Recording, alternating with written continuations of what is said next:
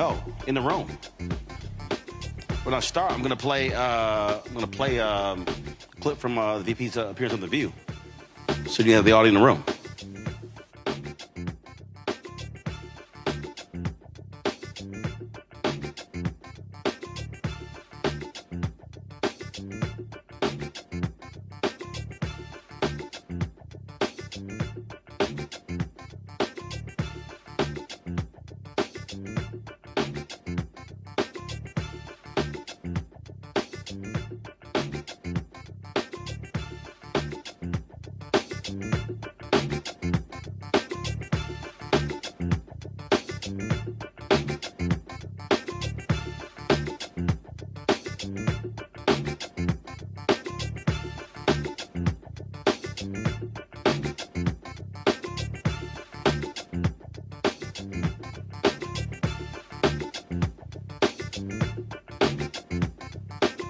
Black Star Network is no punch! I'm real revolutionary right now.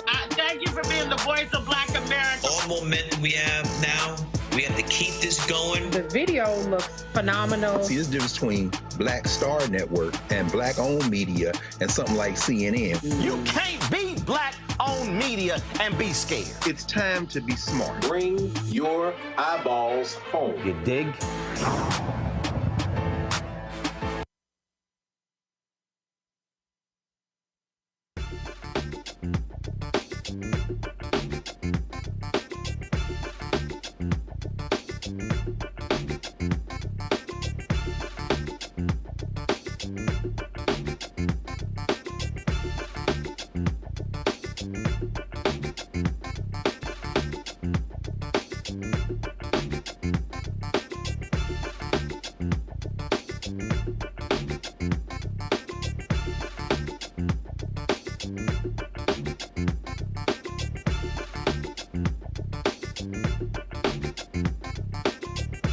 Today is Tuesday, October 8, 2024. Coming up on Roland Unfiltered, streaming live on the Black Star Network. We are live in Philadelphia. 28 days until Election Day. Lots going on.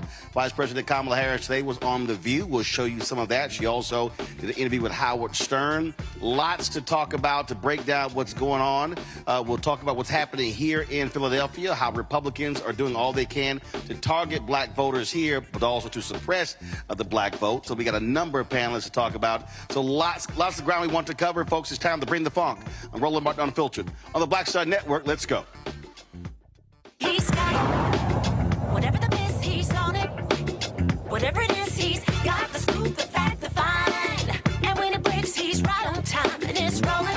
So why is that he's not? knowing, putting it down from sports to news to politics. With entertainment just for kicks, he's rolling. It's on go, roll, y'all. It's Roland Martin, rolling with Roland now. He's funky, he's fresh, he's real, the best, you know he's Roland Martin now.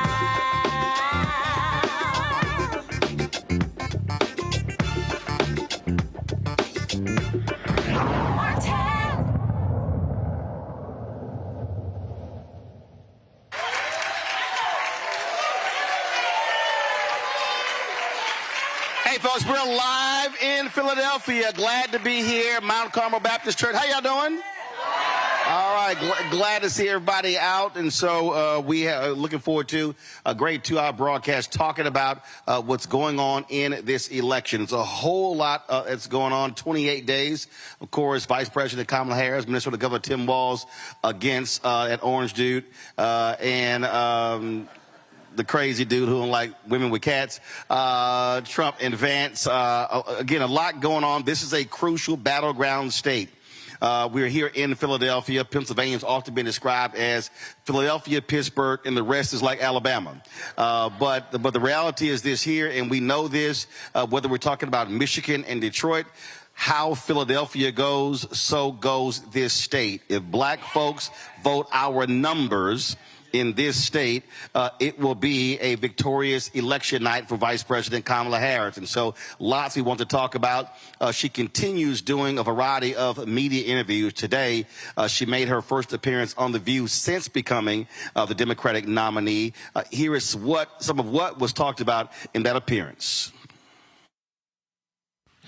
I took care of my mother when she was sick. She was diagnosed with cancer. And so it is a personal experience for me as well as something I care deeply about. You know, taking care of a parent, you know, that means trying to cook what they want to eat, what they can eat. It means picking out clothes for them that that's soft enough that it doesn't irritate their skin, right? It means trying to think of something funny to make them laugh or smile.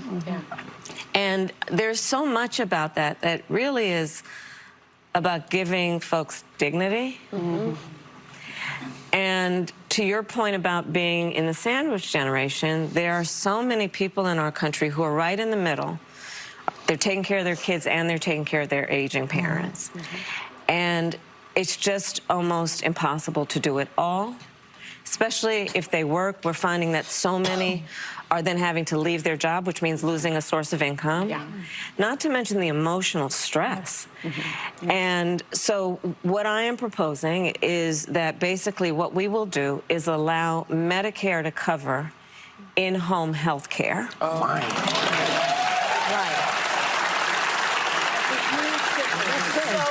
Because we're talking about these kinds of things where it's just about helping an aging parent or person, you know, prepare a meal, you know, put their sweater on. And it's about dignity for that individual. It's about independence for that individual. I mean, people are of declining skills to some extent, but their dignity their pride has not declined. They want to stay in their home. They don't want to go somewhere else. Plus, for the family to send them to a residential care facility, to hire somebody is so expensive. It wipes you out. And I'll just say, well, but here's the other thing about it. So, you know, people say, well, how are you going to pay for it? Here's the thing. Here's how we pay for it. Part of what I also intend to do is allow Medicare to continue to negotiate drug prices against these big pharmaceutical companies, which means we are going to save Medicare the money because we're not going to be paying these high prices, and those resources are best then put in a way that helps a family like the one you are describing. Which you have already done. Which we have already done with insulin. So it can be done. It absolutely can be done. And it has to be about just seeing what's happening. And it's such a burden that's emotional, financial, physical. Care is about physical work. And helping people do what they rightly want and need to be able to do. Before I go to the panel here, let's go to my panel back there. Dr. Mustafa Santiago Ali, former senior advisor for environmental justice, the EPA, joining us out of D.C. Teresa Lundy, principal founder, TML Communications, out of Philadelphia. Also, Dr. Larry J. Walker, assistant professor at the University of Central Florida, out of Orlando. Teresa, I want to start with you. You have a lot of folks who have been pining, complaining, the Andrea Mitchells of the world at MSNBC, others saying that she should be doing more serious interviews and taking tough questions and talking more about policy. What's interesting to me is you've seen her talk about policy, but it's not covered in the same way. Donald Trump talks about concepts, and he could just go on and on and on. There seems to be this double standard that somehow she should be laying out policies and deep proposals, and then he could just sit here and banter and talk about Hannibal Lecter.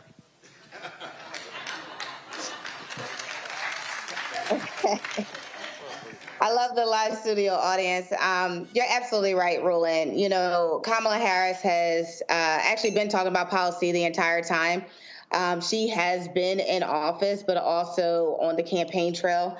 And it shows that, you know, who's paying attention, who's writing about some of the plans and the policies that's been laid out, not only by the campaign, but by various commentators and various economics and analysts that has been focused on, you know, what has Kamala done and as our vice president. And so, you know, when we see the double standard taking place here, it's not surprising, but it's also very intriguing to watch and very interesting. But I think, again, people are not slow. We're not jaded in any way, shape, or form, knowing that Kamala has put in the work. And, she's winning. So it's nothing else that we can really say outside of the interviews that she is doing. They are serious. She is being invited. She's not, doing paid interviews here. She's actually doing earned media with, shows that actually have ratings and views into homes, into neighborhoods and communities that are watching the most. So I think it's a very great strategy. But again, the double standard is real clear here in this campaign.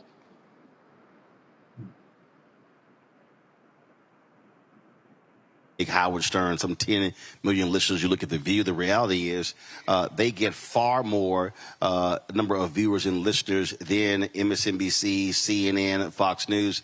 So it makes sense to also go to places that are not traditional news outlets to be able to reach those type of consumers. Yeah, you go to where real people are. So whether it's Howard Stern or a number of other shows, and of course she should also be right here on Roland Martin Unfiltered, you got to go talk to everyday people. You got to share with them how you're going to help to make their life better. Folks inside the Beltway, they want punditry talk. They want to be able to, unpack policy to the nth degree. And that's not what Mrs. Ramirez or Mr. Johnson is interested in. They want to know, how are you going to make my life better? How are you going to help to lower these health care costs? How are you going to help me to make sure that I have a job that's going to pay me a livable wage? How are you going to address the climate crisis that's going on with these hurricanes and the floods that are taking people's homes away and shortening people's lives? So she's going to the exact right places that she should be. She's going and having conversations with the American people through these media opportunities that actually speak to what they're looking for. So I say kudos to her for actually being wise enough to know who's actually touching folks and who isn't. Larry? Yeah, first of all, I'm excited to share my hometown of Philadelphia. So secondly, listen, let's call this for what it is, misogyny. We know when I talk to black women in corporate America and various other industries, they talk about this consistent double standard, throughout their lives. And so what we're seeing with VP Harris is the same thing. Other thing I want to know, Roland, is that the media hasn't learned anything from years ago, a few years ago when Hillary Clinton was running for president. We still here seeing some of the double standards that you just described. And, it's not fair to hold VP Harris to a certain standard. As my colleagues noted, she's come out with very comprehensive plans in terms of helping those first-time home buyers, issues relating to price gouging. And not only when we talk about that, talked about other issues the Biden-Harris administration has done to support veterans. We talk about the infrastructure bill. So she can really talk about some of the successes that the Biden-Harris administration have actually accomplished. And then as she, hopefully transitions to president of the United States, some really clear policies that will impact middle class, and not only middle class, but also those individuals from underserved communities who we also need to talk about. But these policies, once again, when we talk about dealing with elderly parents, millions of Americans are dealing with this issue. So this is really an important policy. I'm glad she released it today. And I'm hoping, like I said, over the next several weeks that Americans understand what's at stake here. Let's talk to our panel as assembled here. To my far left, Pastor Marshall Mitchell, Salem Baptist Church, Jasmine Sessions. Y'all go ahead and clap. Jasmine Sessions, Pennsylvania Black Women for Harris statewide chair, and also Pastor Donald Moore here at Mount Carmel. Very wise of him to wear his Fayetteville State shirt as opposed to wearing any cap or gear. I got cap on my wrist. Oh, that's cute. Here we go. That's cute. Well, you think I wasn't going to say anything? I'm just saying. If this is what we're going to do, we can I'm just saying. First, remember. If this is what we're going to do. Remember, look, you get paid to talk, I get paid to talk, but I'm still an alpha. And I promise you, I can talk way better than you. You can't. I promise you. You can't, because remember, without alpha, y'all just cap aside. Y'all need our name in your name. This guy.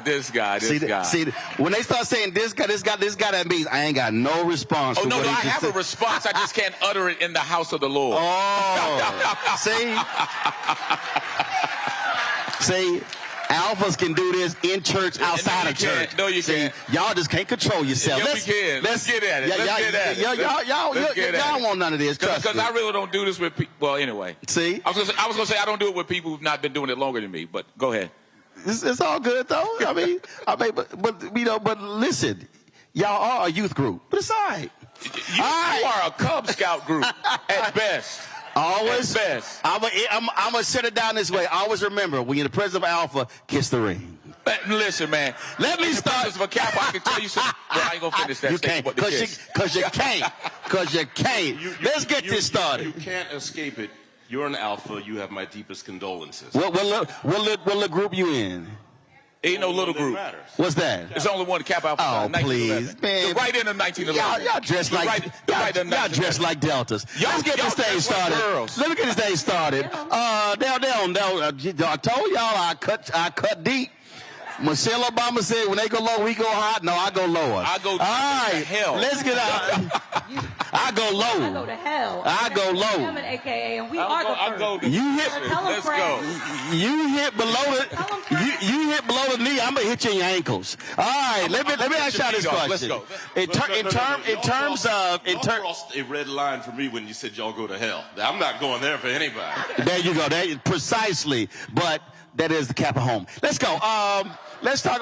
Y'all, we can do this all day. We can do it all day. All day. Let's get right down to it, because I got two alphas in the studio, Mustafa and Larry. That's how we do it. So here's the thing that when you look at what we're just talking about, it is amazing to me how often I keep hearing from these folks, we need to hear more policy. Listen, Hillary Clinton dropped all kind of policy in 2016, and then Trump, his stuff wasn't even on index cards. And so what is happening in this state? What is happening in this city? What are you hearing? And are you being inundated with data and information? I'll start on the far left. No, I'm not being inundated with information. I'm being inundated with text messages. I don't consider that information. Text messages from? Text from anyone who has a phone. It literally is overkill. I don't even read them now. I think what has to happen, running a campaign in the black community cannot just simply be done digitally. It's not done through analytics. Black people want to love, but we love viscerally. And we have to actually cut through the code of Democratic Party politics. The vice president has been to Philadelphia 16 times. She has visited with the National Association of Black Journalists, but she's got to come to the black church, which is still the arbiter of black people's conduct, opinion, and behavior. And I hope that people from the campaign are listening. I'm certain a few are here. But we do politics very differently. You can do some of it digital. It's just like church now. I love having digital members, but it's my analog members who show up every Sunday, who pay the bills and get it done. And so the politics of our community has to look different. Well, we're living in a world where you actually have to do both, because again, the consumers have absolutely changed. But the question is, what is actually happening? What is happening on the ground? Are there town halls? Are there these conversations? So what is happening in this city, in this state, specific to African Americans? Go ahead. So I think that Marshall is absolutely correct. There does need to be a stronger ground game, but you also have to take into account the digital, right? Mm-hmm. Because as a woman of a certain age, right, my younger students, they want text messages. They want to go on social media. That is how they get their information, right? But also, I do feel like the campaign is swelling. The DNC energy was amazing, and they're capitalizing and riding that wave. I, too, am not being inundated by information, but I do think that Vice President Harris is coming to the people right now. So she is being very selective about the interviews that she's doing, because she is trying to reach the people. She wants to talk about pocketbook issues. So the home health care, my mother-in-law, before she passed, God rest her soul, me and my husband took care of her. We took her in. That resonates with us. We as black people, we are caregivers by nature, right? Our parents are now aging. And so I do think that she is taking it to the people, communicating in the way that is really effective. And here in Pennsylvania, you are absolutely right. Philadelphia, the birthplace of democracy. She has been here 16 times, and she will continue to come here, and we have her back. Philadelphia has Vice President Harris's back. So, of those 16 times, how many of those have been community-driven? Well, community, which community? You have to define that, right? No, I'm talking to black people. This is a black show. It's not a lot. No, first of all, this is a black show. So when I say community, I ain't talking about nobody else. So in that case, then not a lot. I don't think there's been enough intentionality to have points of contact with the black community. And to a certain degree, I think the campaign has taken for granted that the votes are there. But we have to be cognizant of the fact that in the last presidential election, 16% of black males in the city of Philadelphia voted Republican. And so if we pay attention to that, I think there has to be some intentionality to make points of contact with black voters, not black and brown, not with black voters, because as goes Philadelphia, so goes Pennsylvania. And we are the ones that move the needle. Well, one of the things that we've talked a lot on the show, and a lot of people have had this conversation about what's happening with black men, but many of them aren't even understanding historically what has happened. The reality is, if you look at men and women, men historically, whether you are white, black, Latino, are more conservative than progressive or liberal. If you look at the data, we had Christopher Toller with Black Voter Project on showing those numbers. If you go back from 1972 up through present day, you've had anywhere from 10 to 23% of black men voting Republican. What you're seeing now, and this is, and I've been looking at this since 2012, that people don't want to understand. The issue is not even just black men. It's how do you now micro-target African Americans? Because the further you get away from the civil rights movement, people less self-identify as Democrats. And so part of this is how do you reach those voters? If you look at the polling data, Vice President Harris is seeing significant increases among young black women, but those young black women also were lagging behind because they were saying, hey, I'm not hearing the issues being spoken to me. And so what this forces, Jasmine, this forces, again, campaigns to have to now think differently, operate differently, because if you have to now do more work to reach black voters than you used to do because they don't self-identify. And that's, I think, a part of this, when you talk about this strategy that you're seeing, that they've implemented. Speak to, y'all can speak to that. And are you also are you hearing that? When you're having these conversations, with people, what are they actually saying? Are you hearing them talk about that? Are you seeing this divide among ages? I'm definitely seeing it among ages and genders. I think one of the things the Democratic Party has struggled with, and trust me, I don't have a plan B other than Vice President Harris. That part. So there is not a fallback position. But I think with the Democratic Party, I think... Well, no, that's not a fallback position for you, but there is a fallback position, which is the couch. Well, I think the couch is actually the leading candidate. The couch is going to get more votes than either of the other two, right? And so what I think the Democratic Party has to do, people talk about learning love languages. The Democratic Party has not learned black, straight men's love language. And that's economics and that's family. And so I think if you can pierce that bubble, you get a better, more alert audience. For me, it's not about getting 90% of the black male vote. In fact, in Philadelphia in 1983, when Wilson Goode ran, he got 393,000 votes. When Sherelle Parker ran the last time, she got 193,000.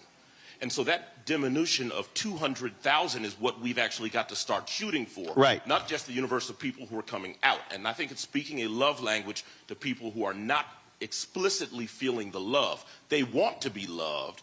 It's the right place for them to be loved, but they're not communicating well with them.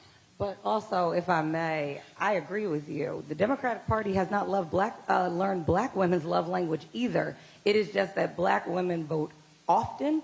We bring our mamas, our daddies.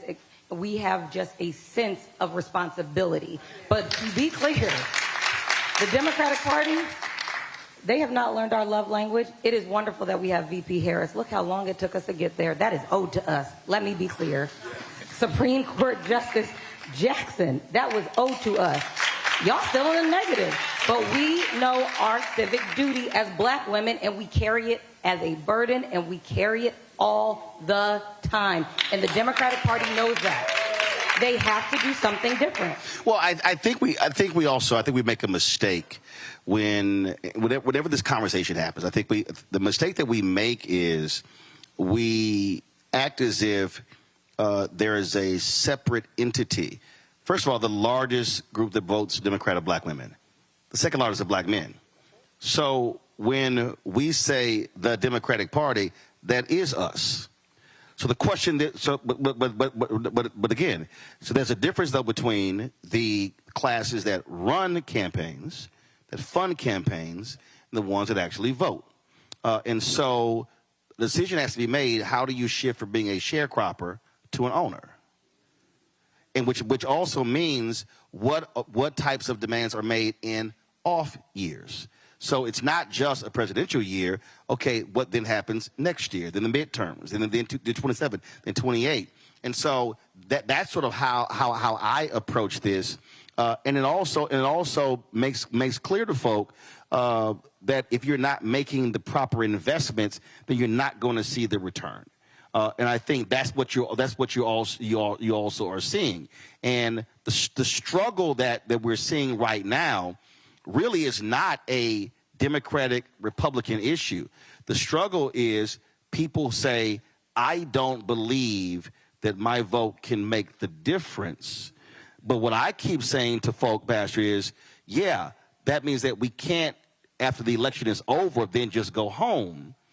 You then have to keep that same mobilization and organization in place to now push the very people to then do what we want to do, because otherwise, if we just vote and then go home, you're right, nothing will change. I agree. You would ask about if we see differences between the ages.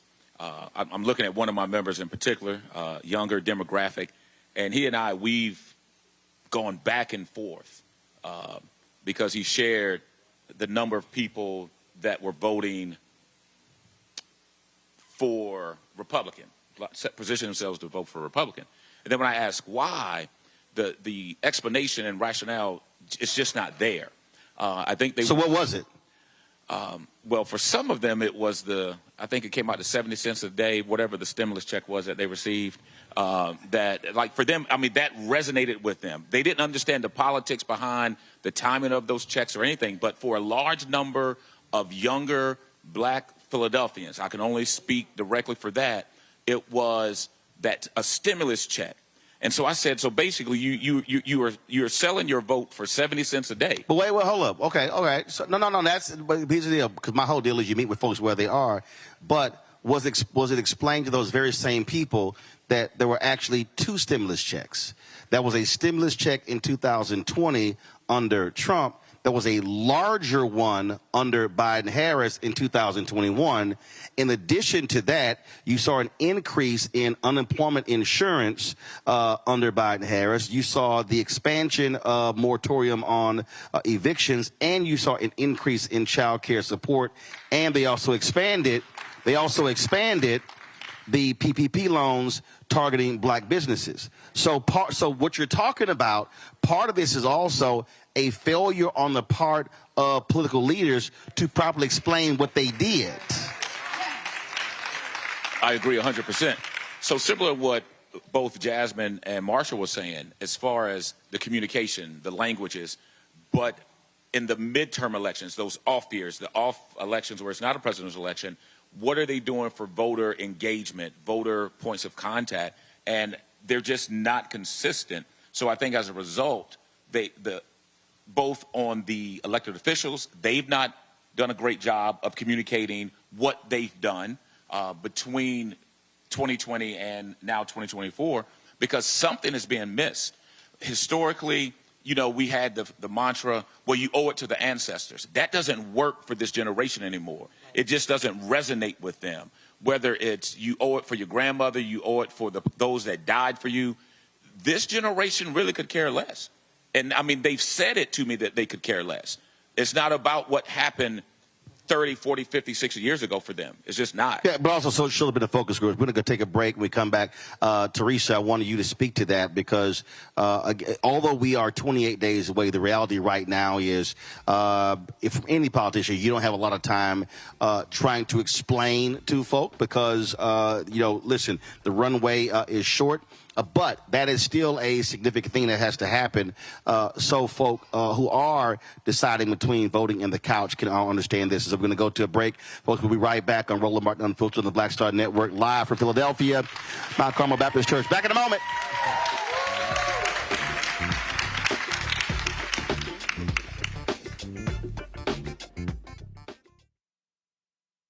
He told us who he was. Should abortion be punished? There has to be some form of punishment. Then he showed us. For 54 years, they were trying to get Roe v. Wade terminated, and I did it, and I'm proud to have done it. Now Donald Trump wants to go further with plans to restrict birth control, ban abortion nationwide, even monitor women's pregnancies. We know who Donald Trump is. He'll take control. We'll pay the price. I'm Kamala Harris, and I approve this message. In 2016, Donald Trump said he would choose only the best people to work in his White House. Now those people have a warning for America. Trump is not fit to be president again. Here's his vice president. Anyone who puts himself over the Constitution should never be president of the United States. It should come as no surprise that I will not be endorsing Donald Trump this year. His defense secretary. Do you think Trump can be trusted with the nation's secrets ever again? No. I mean, it's just irresponsible action that places our service members at risk, places our nation's security at risk. His national security advisor. Donald Trump will cause a lot of damage. The only thing he cares about is Donald Trump. And the nation's highest-ranking military officer. We don't take an oath to a king or a queen or to a tyrant or a dictator. And we don't take an oath to a wannabe dictator. Take it from the people who knew him best. Donald Trump is a danger to our troops and our democracy. We can't let him lead our country again. I'm Kamala Harris, and I approve this message. I get it. The cost of rent, groceries, and utilities is too high. So here's what we're going to do about it. We will lower housing costs by building more homes and crack down on landlords who are charging too much. We will lower your food and grocery bills by going after price gougers who are keeping the cost of everyday goods too high. I'm Kamala Harris, and I approve this message because you work hard for your paycheck. You should get to keep more of it. As president, I'll make that my top priority. Bob and I both voted for Donald Trump. I voted for him twice. I won't vote for him again. January 6th was a wake-up call for me. Donald Trump divides people. We've already seen what he has to bring. He didn't do anything to help us.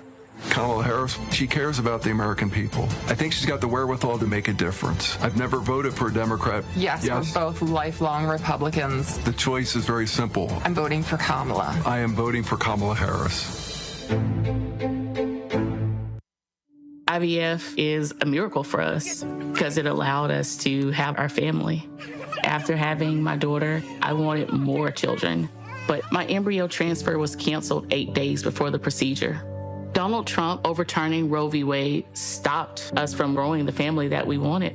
I don't want politicians telling me how or when I can have a baby. We need a president that will protect our rights, and that's Kamala Harris. I'm Kamala Harris, and I approve this message. Of 100 Republicans who worked in national security for Presidents Reagan, both Bushes, and for President Trump, now endorsing Harris for president. She came up as a prosecutor, an attorney general, into the Senate. She has the kind of character that's going to be necessary in the presidency. Vice President Harris is standing in the breach at a critical moment in our nation's history. We have a shared commitment as Americans to do what's right for this country.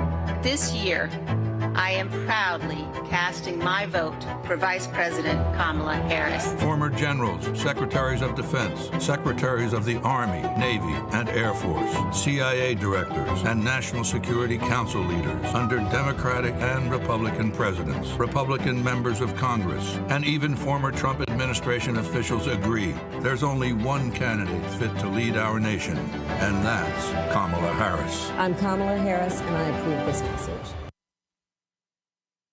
Hello, I'm Marissa Mitchell, a news anchor at Fox 5 DC. Hey, what's up? It's Tammy Roman, and you are watching Roland Martin Unfiltered.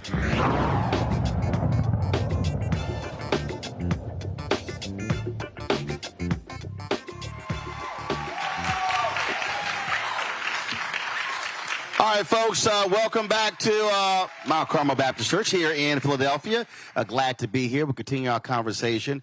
Teresa, I want to throw it to you because we've talked a lot on this show about messaging, lack thereof, things along those lines. But this is where I still believe we have to have community-driven conversations. And what I mean by that is if you wait for, first of all, the way campaigns operate, campaigns don't operate 365, 7 days a week. They only operate, hey, if a congressional campaign, they're going to start focusing on that a few months before the primary, and then, okay, you got the primary, and then you go to the general. This is where I still believe you've got to have community-driven conversations. We've got to have black organizations that stay, like all the organization we do around voting, those groups must stay together so when the election is over, we're going back to those same people, telling them this is the bills that are coming up in Congress. This is what's happening in the state capitol. This is what's happening with the county government and the school board and the city council. And now how do we keep folks mobilized and organized? Because what then happens is we're hoping a campaign is telling folk what has happened when this is ownership of ourselves, trying to tell ourselves, no, what has actually happened that actually benefit us. Your thoughts? You're absolutely right. You know, conversations are so important now more than ever. I think when we start talking about what the communication strategy is for especially presidential campaigns, digitals are great. TV is very expensive, but hitting those doors and having these community conversations, having Roland Martin in your church and your community helps the dialogue. And the reason why is because sometimes, you know, there's so many mixed messages. There's so much fake news. There's so much positive news that is happening during our cycles each and every day. Sometimes it gets overwhelming. But other times it's, you know, do I have a friend that can just tell us a few messages about the person that they want to vote for? Are we having those community kitchen table, soul food dinners after church, or, you know, during a community meeting and just talking about current events? So if we're not doing, I think, you know, look, we have 28 days left. And so with 28 days left, you know, I want to see less digital and more in-person rallies. I want to see dialogues. I want to see, you know, different groups collaborating. You know, I think I just joined probably 3 other text messaging groups of just, I'm in the business community, so I am now in the business for Harris in a whole nother state. So it's great, but these are the type of things that, you know, again, it's new, it's nuanced, but these are the messages that have to happen today. Larry, it means how do you communicate? Because I think what also happens is people who are regular consumers of news and information think that everybody else is just like them. That's not the case. And so it's also combating a lot of misinformation, disinformation that's being targeted to us so people understand. Like I said, when somebody says Trump gave us the stimulus check, first of all, it was a democratically controlled Congress that actually passed it first. That's a fact. If it doesn't get through the Democrats in the House, ain't a bill. Then it goes over to the Senate. He holds the checks up so he can put his name on it. But again, and so that also requires, Larry, where it's not a Democrat-Republican conversation. It's a this is what got done conversation. And so because it's a lot of folks who have problems with party, and I keep saying I don't look at party, I look at what got done, then I look at who did it.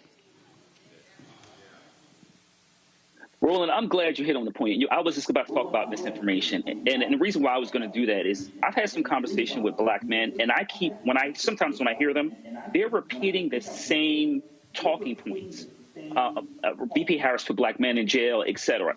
And so I want to particularly focus on black men, because you talk about focus on specifically, certain communities. And black men are being hit with a lot of misinformation for the last several years. And to be honest with you, it's been quite effective. I think it was Senator Kelly just this past weekend was on one of those talk shows, and he talked about a lot of the misinformation that China, Iran, and some other countries are, involved in, and particularly targeting Black men. And we know that we saw that the last several years. But we do have to do a good job of explaining to Black men about the infrastructure bill, the CHIPS and Science Act, and various other pieces of legislation, student loan forgiveness, all these other issues, insulin, capping insulin, all these other issues that are critically important as it relates to when, like I said, when we talk about Philadelphia in terms of how it's going to impact, your grandmother, or your mom, or you, or these other individuals, in contrast to the Trump Project 2025 plan, getting rid of overtime, coming after unions, all these other issues that will hit your pocketbook and have obviously have a major impact on the Black community. But once again, the amount of misinformation that Black men have been exposed to is like nothing I've ever seen.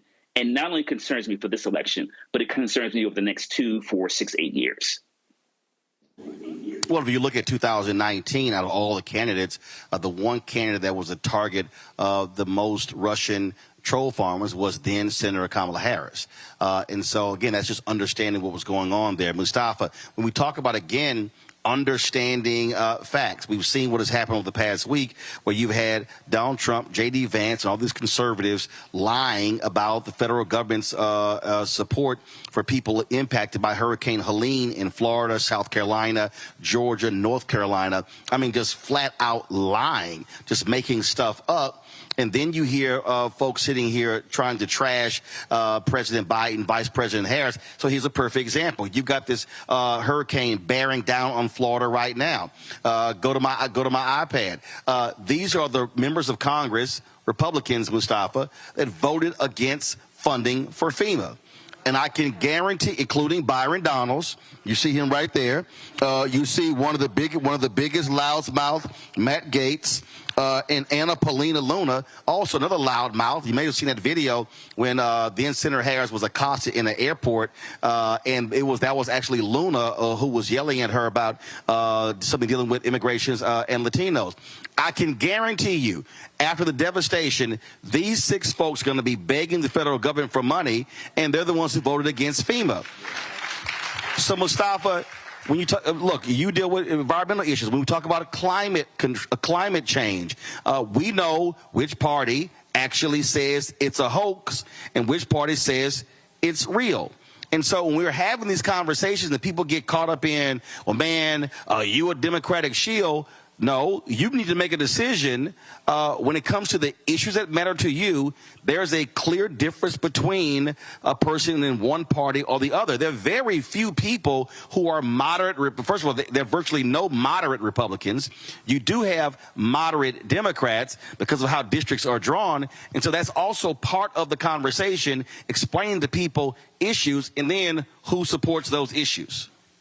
Yeah, one of the ministers there talked about intentionality. So there is intentionality by the individuals that you put up there on the screen to make sure that there is still chaos and conspiracy theories, because they know that then folks won't be able to make the right moves. They'll just get mad at somebody, and folks usually get mad at whoever's in power. There was intentionality also by the Biden-Harris administration to address issues inside of our communities. And I like facts and I like policy. So we know that we had a serious, and we still continue to have a serious issue with lead in the water. So look at which party actually did something about changing out those lead lines that are impacting our children and causing neurological damage. Look at which party actually decided to not just deal with climate in words, but to actually put real dollars behind that. So Larry had mentioned, the bipartisan infrastructure bill, the climate bill that put real dollars out there. And for those who say that folks don't make investments in our communities, and as somebody who's worked on environmental justice and climate justice for a while, we now literally, before we were lucky if we had a few $1 million, now we have billions of dollars to be able to help to strengthen and heal our communities. When we look at the business side of the equation, there have been significant investments that the Biden-Harris administration has made that the Trump administration did not make in relationship to the new sets of opportunities around a clean economy. So we know that brothers care about making sure that they can have a job that pays more than just a livable wage, if I can say it that way. And we know that there have been numerous opportunities that are now out there. But it's not just about having a job. It's about also being able to create your own business, because brothers want to be able to create generational wealth. They want to be able to take care of their family in this moment and make sure that they're leaving something for the future as well. And the Biden-Harris administration has actually put real dollars, contract opportunities, subcontract opportunities, and grant dollars that are out there to help people to be able to do that.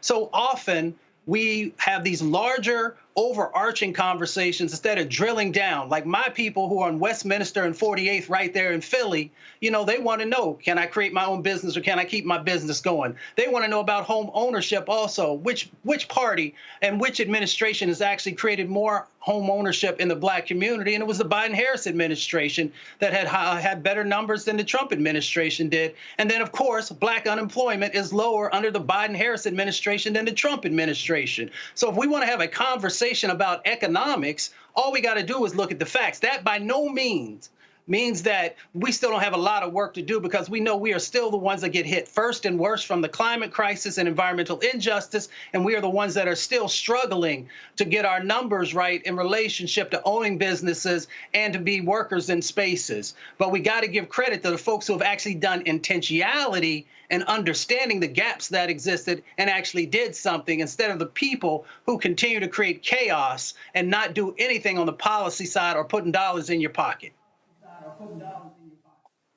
Marshall, on that particular point, it's interesting to me when I hear young brothers say, I had some brother who was in Compton. He emailed me and he was like, man, you know, we had money in our pockets when Trump was there. And I'm going, okay. I'm like, so let me ask you this question. Did he support a living wage? No.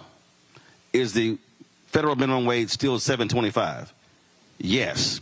How long has it been there? Dang near 20 years. Which party is against $15 an hour? It's real clear who. But what you have is, I think you have this fantasy world that some people are living in when they say, oh, my life was so much better under Trump in 17, 18, 19, but then I got to remind folk, well, he was handed an economy by Obama-Biden that Republicans fought. And so this is where I think we have to also be willing to challenge folk on these falsehoods and literally force them to, which what you were saying as well, force them to have to defend the position. Otherwise, the lie just keeps getting repeated. Lies have longer legs and they are faster than the truth and public policy decisions. So I think we've actually got to do something radically different. You have made the tragic mistake of trying to be reasonable and rational in a time when people are irrational, emotional, and visceral. Donald Trump's people enjoy the lies. They thrive and prosper on the lie. The worse the lie, the more ecstatic they are to support it. See, but it's not just his people. We have black chaos agents. Well, but hold on. So I don't think the problem is misinformation. I think the problem is actually misinformers. And there are more misinformers out there. And what we have, the challenge we have, the black pulpit is more muted today than it has ever been in its history. And black elected officials are also, in many ways, doing the work is not posting on Instagram. That's fun. But actually beating the pavements and doing the stuff that actually works, right? We seem to be allergic to it. Well, that's why what I said earlier. I love what Charlie Wilson said. He new school and old school. I think the problem with new school is a new school thought believes everything that old school no longer applies. Yeah. So when I said we have to go back to having those community conversations, one of the biggest things is you got to have Schoolhouse Rock 2.0. You got to literally have Civics 101. There are people right now who literally have no clue the difference between a city council member, a school board member, and a House member, and a Senate member. But in 28 days, we're not going to change that. Right. So we have to become visceral, emotional, and we have to actually manipulate what we know is the truth. So in the 28 days, so in the 28 days, how I operate is, when someone tells me, Jasmine, man, I don't know, I go, give me 3 issues you care about. So I force them to give me 3. And then I say, this is where Trump stands on that. This is where Harris stands on that. All right, now what you gonna do? Because see, now they are confronted with, but see, what you have is, when you talk about the misinformers, what you have is you have people who are, Democrats ain't done nothing for us. It's been 50, 60 years. Our communities have not improved. Very broad statement, okay? And then if you try to drill down, they don't want to hear it, but by forcing them to have to put some skin in the game, no, what are your 3 issues? And I'm going to tell you what these folks have done, which means that the person asking the question got to also be well informed. Very much so. I guarantee you, if you ask the average citizen about those 3 issues, they might have 1. They might have 1. They are so misinformed, they don't even now know what's important to them. And how do you combat that, right? How do you create a strategy around so much misinformation? I mean, I got to tell you, the Republicans are ruthless at this point. The Democrats are still trying to be demure. Okay? They still want to be a lady and polite. It is time to get ruthless, because our lives, our freedoms, they are all on the line. I'm willing to go there. You see how we were all bantering about our sororities and fraternities? I'm willing to go there for Kamala Harris right now, because I got J&J's watching me. I plays no games. Well, when I talked about, like, I love this when I hear these brothers say, well, all the black men he let out of jail. Again, that's when I say, first of all, the First Step Act first got passed in the House. That was led by Hakeem Jeffries. That was a democratically controlled House. If it don't go through the House, it don't get passed. When it goes to the Senate, Democrats, Senator Harris, Senator Cory Booker, Senator Dick Durbin, and Republican Chuck Grassley said it ain't good enough. They forced it to be improved before it went to Trump. But here's the flip side that folk don't talk about, which, again, drives me crazy. And I keep hitting this. So if every brother who tells me that, I then tell them, okay, which Department of Justice, Trump, Pence, Biden, Harris, investigated more police departments? 12 under Biden, Harris, 1 under Trump, Pence. Which one said we're going to pull back on consent decrees? Trump, Pence. Which one has actually put more cops and jail wardens, the corrections officers, in prison for violating civil rights of people? Biden, Harris, not Trump, Pence. And because I had a brother, he was going off because he said, well, why didn't Kamala Harris, why did she call the governor of Missouri when Marcel Williams was executed? I said, well, first of all, it was Democrats in the state who were trying to stop the execution. It was a Republican Attorney General, Republican governor, Republican State Supreme Court, and Republican U.S. Supreme Court that all said move forward. I said, so I'm confused. How you got so much smoke for Kamala Harris and you just ignored all of the Republicans who said kill him? Then I hit him with this, that there were in 60 years, there were 3 federal executions. In 60 years, 3 federal executions. Trump killed 13 in 6 months. So again, this is where, to your point, oh, y'all want to swing? Let's swing. And you have to now that person says, I don't care, that's fine, but I just simply can't allow the lies to simply stand. And it's not just the lies that bother me and get me. It's the degree of spectacle that certain people have become accustomed or have an appetite for. It's almost, over these next 28 days, the Democrats, not false spectacle, but they're going to have to do something to generate a shock, generate deep engagement, because in 28 days or 29 days, all these conversations won't matter. And not that they won't matter, because we still need to continue the conversations, but in 29 days, we'll be sitting around saying, wow, what happened? Wow, we can't believe. And then the pulpiteers will have to answer these questions. Well, Pastor, how did God allow something to happen like this? Well, no, you have the right to vote. You have to be registered. There's a part you have to play.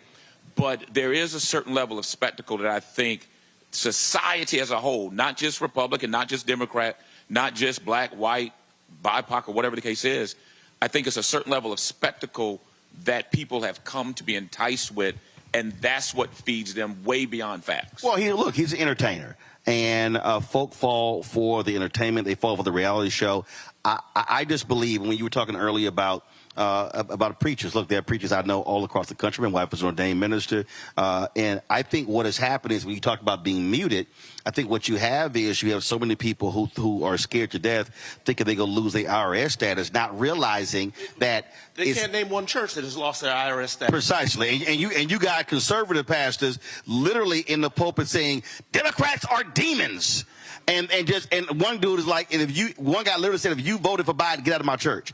And he still got his IRS status. But the thing that I keep saying, you have to go old school.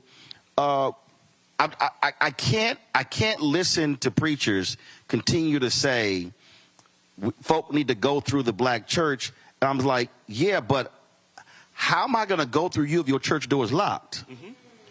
I mean, again, I'm going to go back to, you have to start asking some real questions. Where are you seeing these conversations? Forget the fact that we're here with the cameras. And here's what's crazy. I'll give you this one here. I should have been inundated with requests from preachers this year to bring my show to their church. You will be. No. But what I'm saying is, what I'm saying is, yeah. Even take the show out. Are you seeing these community conversations? No. No. And so we have folk who literally are only talking on Sunday, maybe in Bible study, and not doing anything else, but they want to claim the mantle of the black church and Dr. King and Southern Christian Leadership Conference. And that, to me, if the black church wants to truly be relevant in the 21st century, then it has to make itself relevant. To that point, right, for those community conversations, I can't speak for all 2,700 places of worship in the city of Philadelphia, but I can speak for the Mount Carmel Baptist Church. I can tell you that the case ministry. Come on, Case. And can I say Mount Carmel Baptist Church? Okay, for the person at home, they don't know what case ministry. No, what is it? So it's our civic and community engagement ministry. Got it. And so the sole purpose for our case, civic and community engagement, is to do just that beyond Sunday morning. Because there are only 52 Sundays. There's 313 days left in the year. So what are we doing? So at Mount Carmel, since the third week in September, every Monday, we have volunteers that come, they do phone banking. We've reached out. The case ministry identified in the immediate area around the church, in the 19139, which happens to have a 20-year less life expectancy than all the other zip codes in the city of Philadelphia.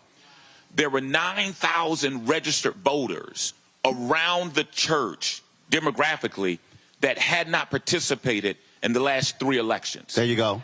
So we wrote personally handwritten postcards to them. We're going out to them. So it can't be Sunday morning. But see, again, I want to walk through that. First of all, you had to get the data.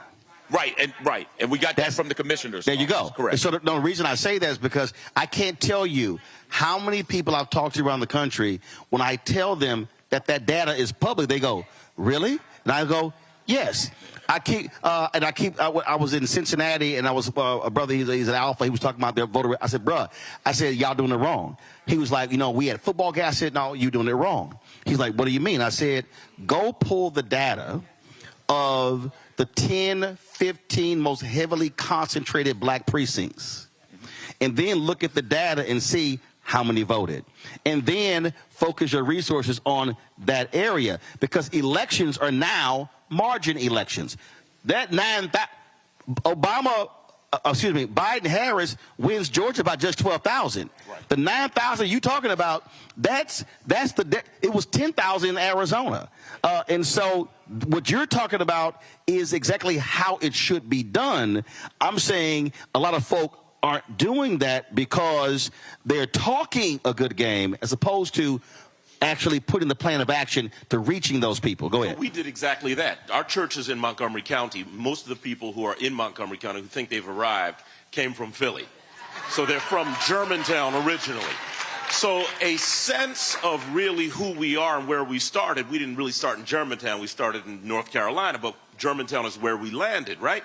And so what we did in Germantown is we looked at every single district in Germantown and took people through the district where they used to live.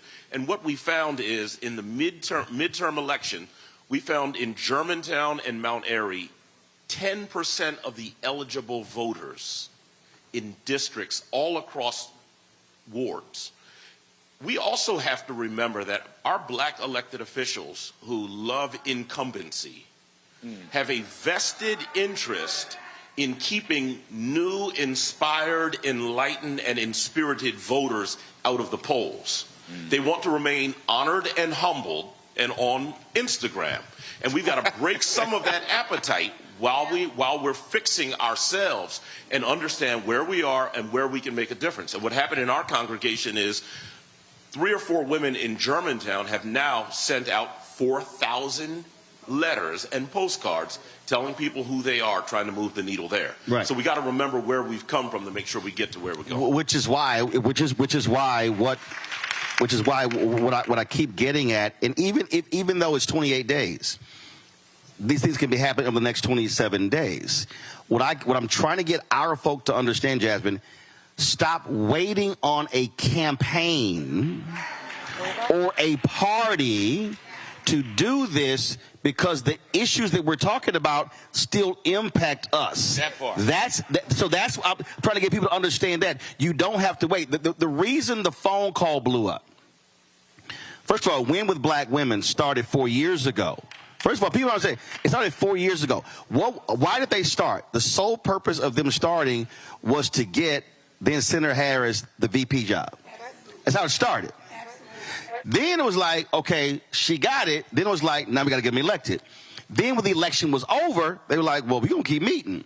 That's how they were still meeting 4 years. That call that Sunday night when Biden decided not to run, that was their regular call. That wasn't in response to him dropping out. Then it blew up because people were like, yo, there's a call. And then that's how 44,000. Well, I was at a golf tournament in New Jersey when Biden drops out. I then hit Mike Blake. Mike hits me like, yo, we're going to do a call tomorrow with brothers. Next day, we had 55,000.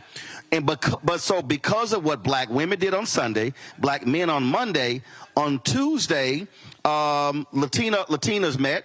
On Wednesday, South Asian women met. On Thursday, the white women met. On Friday, the black gay folk met. On Saturday, the Caribbean, I'm being serious, I'm telling you, the Caribbean folk met. Then the white men met. White dudes.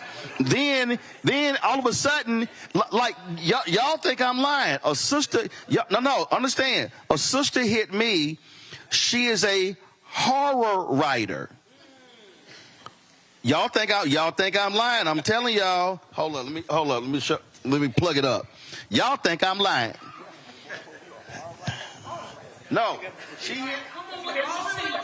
She hit me up. Hey, Henry, do you see it? Do you see it, Henry?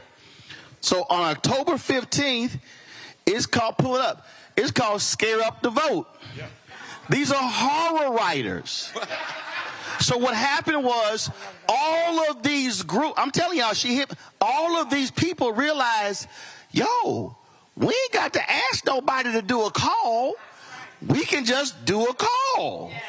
And so what I'm suggesting is, if we had that amount of energy that came in that moment, this is where our folk nationally, statewide, locally should be saying, well, wait, we can replicate that every single year in every community, but you have to care enough to actually make the call, organize it, and then follow through. Final comment before I go to break. So, did you hear me previously when I said black women will save the democracy? Oh, okay, I didn't know if anybody heard that. So to be very clear, I am the chairwoman of Black Women for Kamala Harris. We have been organizing, correct? We had a statewide call, 2,000 women. in a day. The next call, 3,000 women in a day. We are ready. We lead already, and then everyone else follows. Here's what we need, Roland. We need y'all to continue to follow our lead. End of story. Because we don't take our foot up off that gas. We understand that we have to do it for our families, our babies, our aunties, our friends. We don't take our foot up off the gas. So just follow our lead. So, Marshall, the thing that again, although it's 28 days, the point that I'm making is every single person, if you got social media, what memes are you sharing? What are you posting? You can go to Kamala Harris's Twitter feed, grab the graphic, put it on yours. I'm just saying that people have to be thinking that way in terms of how can I move the needle, because this is going to be a margin election and every vote truly will count. Final comment. So I'm moving like I'm scared, but I'm thinking like I'm going to win. I really have to actually believe that. And I want the campaign to believe that, and I'm hoping that all of these estuaries turn into streams, streams turn into rivers, rivers dump into a bay, and then we have an ocean of votes. Final Pastor, for me, at this point, I can't even wait on a campaign. Right. Because for me, I'm looking at the fact that if Trump wins, Clarence Thomas and Alito are going to retire, and that is going to guarantee a hard right Supreme Court for another 40, 50 years. So my deal is, and I get it, but right now I ain't waiting on nobody. I'm going to use everything I got at my disposal to make it happen. And to that point, I know there's a number of pastors in here. I think what I would impress upon your viewers and listeners moving forward, for all the clergy who are scared to say something on Sunday, that's not me. You can utilize your personal social media platforms. You are still an individual citizen that has freedom of speech and things of that nature. Use your platforms to meet your congregations, to meet and contact other people, because we have to do things unconventionally because it's only 28 days left. Absolutely. Is my panel there, or have they been dismissed? They're still there. Let me get a final comment from them, because in the next hour we're going to be just here at the church. So, again, 28 days, Mustafa, and folk who are watching and listening, they need to understand you got to be in this game. Just voting is one thing, but you should be saying, looking at your state right now, what's the registration deadline? How many people can I register before the deadline? That's the first thing. Then the second thing is, does my state have early voting? How can I get folk to vote early? And then if they don't, then how many people can I move and activate to get to the polls on election day? Mustafa, you go. My grandmother says you have power unless you give it away. We can utilize our power to make sure that we are making the investments inside of our communities, making sure that we are putting the right people there that we can hold accountable and who actually understand the dynamics that play out in our neighborhoods and inside of our families. But the only way that happens if we use our power to make sure that we're electing those individuals who won't who will make sure that they're there for us. So in the words of James Baldwin, he said that if I love you, I have to make you conscious of the things you don't see. Let's make sure that people see our communities and that they see the brilliance that exists there, and that we actually vote for individuals who care about us. Teresa. Here in the Commonwealth of Pennsylvania, which is going to be a battleground state, we need to know that there are 2 opportunities for in-person voting, which is October 21st. And then, of course, you can request your mail-in ballot by October 29th. So October is going to be a very good month for us. Make sure you tell your friends, neighbor, local congressperson, local neighbor, anybody that you fall into, that it's time to vote and it's time to do it now. But Teresa, but you also, isn't there something weird here where you got to sign the outside, and that you got to follow a procedure with that ballot, correct? Yes, you do. And you know what? I don't have it in front of me. I wish I could, but our Philadelphia City Commissioner's office, you can go to philadelphiavotes.com, and they will be willing to help with that process. It is hard, but it is not. Actually, when you get your mail-in ballot, it'll show you a step-by-step on how to do it. But if you need further questions or support, feel free to go to philadelphiavotes.com to help you out. After the break, we're going to have somebody here explain exactly what that is, because the last thing we need are votes actually being tossed out. Larry. Roland, I want to note that Philadelphia has a strong black radical tradition. We talk about Reverend Leon Sullivan, Reverend Gray, among others, whether you talk about inside or outside the church. It's critically important that black folks go out and vote. I know they will in my home city of Philadelphia. But once again, we do have to have a conversation about how the kind of information that black men are being, targeted as it relates to information. But we have to realize that our lives are on the line with this election. And then if we don't vote the way we need to, we could face some serious consequences over the next couple of years. Indeed. All right, Larry, Mustafa, and Teresa, I certainly appreciate it. Thanks a bunch. Folks, we're going to go to break. We come back. We're going to have another panel here at Mount Carmel Baptist Church in Philadelphia.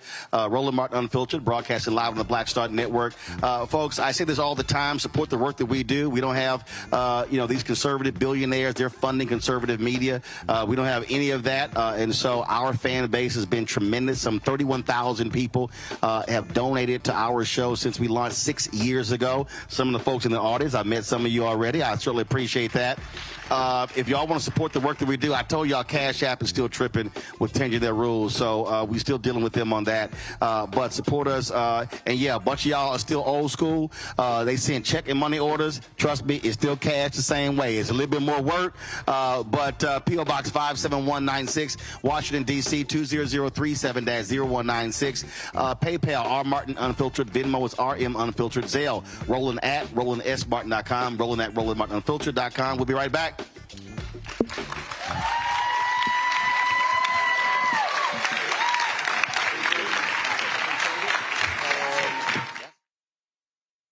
Never backed down from a challenge. She put cartel members and drug traffickers behind bars, and she will secure our border. Here's her plan. Hire thousands more border agents, enforce the law and step up technology, and stop fentanyl smuggling and human trafficking. We need a leader with a real plan to fix the border, and that's Kamala Harris. I'm Kamala Harris, and I approve this message. The overturning of Roe almost killed me. I had a blood clot in my uterus that caused my labor to have to be induced because of the overturn of Roe v. Wade. I wasn't able to get life-saving treatment sooner. I almost died. And that's because of the decision that Donald Trump made. I was able to get Roe v. Wade terminated, and I'm proud to have done it. The doctors and nurses were afraid that if they treated me in the incorrect way, that they would be prosecuted for that. And that's appalling. Donald Trump says that women should be punished. Do you believe in punishment for abortion? There has to be some form of punishment. For the woman? Yeah. I believe that women should have reproductive freedom to make the choices about their own bodies. 4 more years of Donald Trump means that women's rights will continue to be taken away one by one by one by one. This has to stop because women are dying. I'm Kamala Harris, and I approve this message. Here's a 78-year-old billionaire who has not stopped whining about his problems. Oh, she had a big crowd. Oh, the crowd. This weird obsession with crowd sizes. It just goes on and on and on.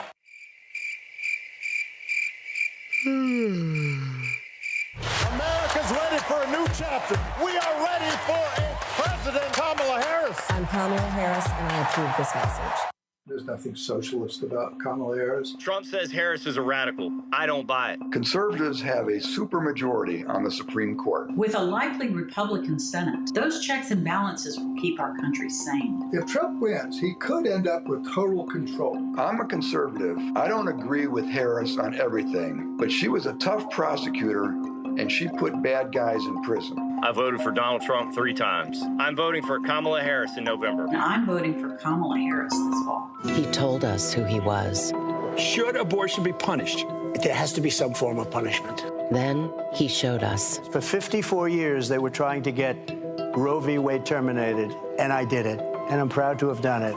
Now Donald Trump wants to go further with plans to restrict birth control, ban abortion nationwide, even monitor women's pregnancies. We know who Donald Trump is. He'll take control. We'll pay the price. I'm Kamala Harris, and I approve this message. I get it. The cost of rent, groceries, and utilities is too high. So here's what we're going to do about it. We will lower housing costs by building more homes and crack down on landlords who are charging too much. We will lower your food and grocery bills by going after price gougers who are keeping the cost of everyday goods too high. I'm Kamala Harris, and I approve this message because you work hard for your paycheck. You should get to keep more of it. As president, I'll make that my top priority.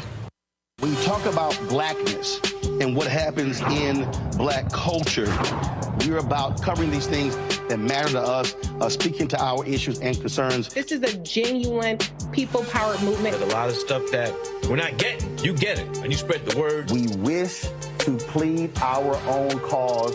Too long have others spoken for us. We cannot tell our own story if we can't pay for it. This is about covering us. Invest in black-owned media. Your dollars matter. We don't have to keep asking them to cover our stuff. So please support us in what we do, folks. We want to hit 2,000 people, $50 this month, raise $100,000. We're behind $100,000, so we want to hit that. Y'all money makes this possible. Checks and money orders go to P.O. Box 57196, Washington, D.C. 20037-0196. The Cash App is $RM Unfiltered. PayPal is R Martin Unfiltered.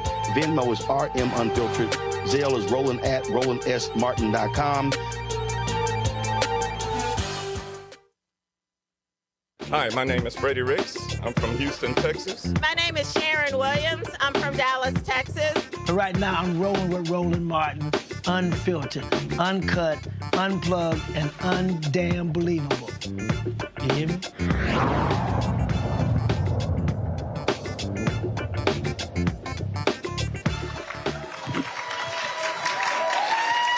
All right, folks, we are back. Mount Carmel Baptist Church in Philadelphia. Glad to be here. We'll continue our conversation. We're talking about, of course, the critical election in about 7 minutes. We'll also be chatting with Massachusetts Congresswoman Ayanna Pressley, who'll be joining us on the show virtually as well. I also look forward to that conversation. On my far left, Napoleon Nelson. He's the Pennsylvania State Representative. Glad to have Napoleon here. We also have Mike the Poet. Which was Mike? Okay, we got Mike. All right, cool. We have let's see here, Ryan Boyer. Okay. Oh, sorry, I'm looking at who else we have. Morgan Wilson. Gotcha. Manny 215. Gotcha. Okay, actually, it was two together. I thought that was all at once. We got Manny as well. So glad all four of y'all here. Y'all go ahead and clap. Y'all go ahead and clap. As I said, we'll be joined by the Congresswoman in a bit as well. You heard what we were just talking about here. So I just want to get a sense from each one of you. Again, what are you hearing on the ground? You're having these conversations. You're running people in grocery stores, neighborhoods, in your own families. What are you hearing? Are people engaged? Are they focused on this election? Or are you hearing, whether it's brothers or sisters, folks talking about sitting this out? Anybody wants to kick it off? Hold on, grab shit. There you go. Let me get the mic. First of all, thank you, Roland, for doing this. Really appreciate all the work you're doing. For sure. Clap it up for Roland. One of the things I wanted to talk about, Roland, was in the previous segment, was what's happened to the black man and why they're not engaged. And my question is, instead of talking about the how and what, we got to really understand the why. Dig deep, pull back the layers. One of the things I think about is why are these young men not engaged and why are they believing this thing, the hype over? And I call it the John Wayne mentality. Yep. John Wayne mentality is all about manhood, machismo, all that stuff. He's strong. The image, the perception. And I think that's one of the things that Democrats don't understand. You know what black men don't feel? They feel like Democrats are, I'm going to call it what it is, in church, like they're wussies. They don't have any real strength behind it. They're always counterpunching. When do you, in the street science of boxing, it's getting off the first punch first. We're always punching back. And so I don't think that the black community or black men understand. are frustrated by that. So if you feel as though you don't have power and that you're not engaged or you're not feeling like you're really taking control, that's the image that Trump projects. So, right. First of all, what you're saying is correct. I remember in 2000, actually, I think it was an Associated Press story, and it was a Philadelphia barbershop. That was stated, the same thing was stated by President then Governor George W. Bush. And so I totally understand that. The only reason I think we have to teach folk why that's crazy is because Trump can sound strong, he can perform strong, but he's actually weak. But see, that's not. No, I understand. All right. And then I think what we then have to do is, for the folk who are looking for the performative, oh man, he talked tough, he gonna do, even though I disagree with him, he gonna do what he say, but is that hurting you? Because so again, I understand this because that actually applies this notion of toughness, of manhood, but manhood is also winning. No question. And I think that I think that is an issue which again requires us to have to walk folk through. Okay, you like him talking tough, but are you actually hearing what he's saying? And then how is that going to impact you? Got it. And what Marshall Mitchell said, Reverend Marshall Mitchell said the last segment was, they're believing the lie. They are drunk on the lie. They're drunk on the perception. And this is what I think the message that Democrats don't understand. They have to change their messaging and their approach. You have to have a very aggressive approach to go about this. You can't take this passivity kind of approach. And that's what's wrong. Listen, if it's a lie, they don't care about it's a lie. It's what they see, and it's the image that he projects. He said it in 2020. Hey, listen, how's your life feeling? If they're not working for you Democrats all these years, hey, what did he say? He said, "What the?" He first said, "What the hell do you have to lose?" Exactly. And then repeat. That resonated, Roland. Right. Well, wrongly, rightly, it resonated. Right. It resonated, and they lost a whole lot. And so that right there, I think, is what we have to deal with because, listen, he is, Napoleon, he's an entertainer. That's what he does. And he doesn't care. That's correct. He doesn't care. Go ahead. So, and I think it's really important that you end on the he doesn't care. There's a moment that we're in right now where folks are going to have to make a decision. And that decision isn't going to be policy-based. It shouldn't be, did I get a check with his name on it? To some degree, that decision needs to be, at your core, who cares? Who cares for you? Right? And even with our churches, with our elected officials, you can walk around here, and if you see an elected official who is showing up and doing the work, if you see folks who are in the communities, if you see folks who, if you need help and you go to your state rep, your congressperson's office, in our communities, most likely it's a black person. The mayor, we've got a wonderful mayor in Philadelphia right now. First black woman. And we celebrate, as we should, we celebrate all of that. I'm chair of the Legislative Black Caucus in Pennsylvania. We've got 38 African American and Hispanic American and Asian American folks in Harrisburg who represent communities throughout this Commonwealth. 38 of us, including the first black female Speaker of the House. We've got African American men who are leading our appropriations committees in the House and the Senate. And that's not, the 38 doesn't include the alumni of the Legislative Black Caucus, the mayor of Philadelphia, the mayor of Pittsburgh, and Ed Gainey, the lieutenant governor in Austin Davis, Congress folks, Dwight Evans here in Philly, a Congresswoman, Summer Lee, the first black woman to be Congress out in Pittsburgh area. We've got this space where if we go through that and those folks walk through this building, we would celebrate them because we know that they are from our community. We know that they are us. When they leave and somebody talks about what are black elected officials doing, we're going to say nothing. And it's not true, right? There's a whole, I appreciate all the work that you're doing in trying to explain to folks what it is to be an African-American elected official in Harrisburg, an African-American elected official in Washington. I'm telling you it's hard. I'm telling you, for a candidate, it's really hard because not only do you have to run around this country trying to raise dollars, and Kamala has done the thing, you know what I mean? Because we showed up, and we have never seen that before. There are some amazing elected officials running around right now who are trying to raise money. And the reason why Win with Black Women and all of these amazing efforts started is because when Kamala was running for president, when Coyer was running for president, these folks, they couldn't raise the money to be able to compete. So what they have to do now, what Kamala needs to be doing right now, if we're talking about it, what she needs to be doing right now is running to somewhat rural parts of Pennsylvania, certainly coming back to Philadelphia, certainly coming back to the church, but then she needs to understand to win, we have a job to do, and she has a job to do. So Manny, the thing for me is, again, what I like to focus on, I like to frankly remove party from the conversation. Yes. I like to remove even personalities. At the end of the day, what did you do? And when I hear brothers talk about, well, Trump's going to put money in my pockets, my response is, okay, but what's going to happen when you get sick? Which I then go back to, the Affordable Care Act completely changed health for black people in this country.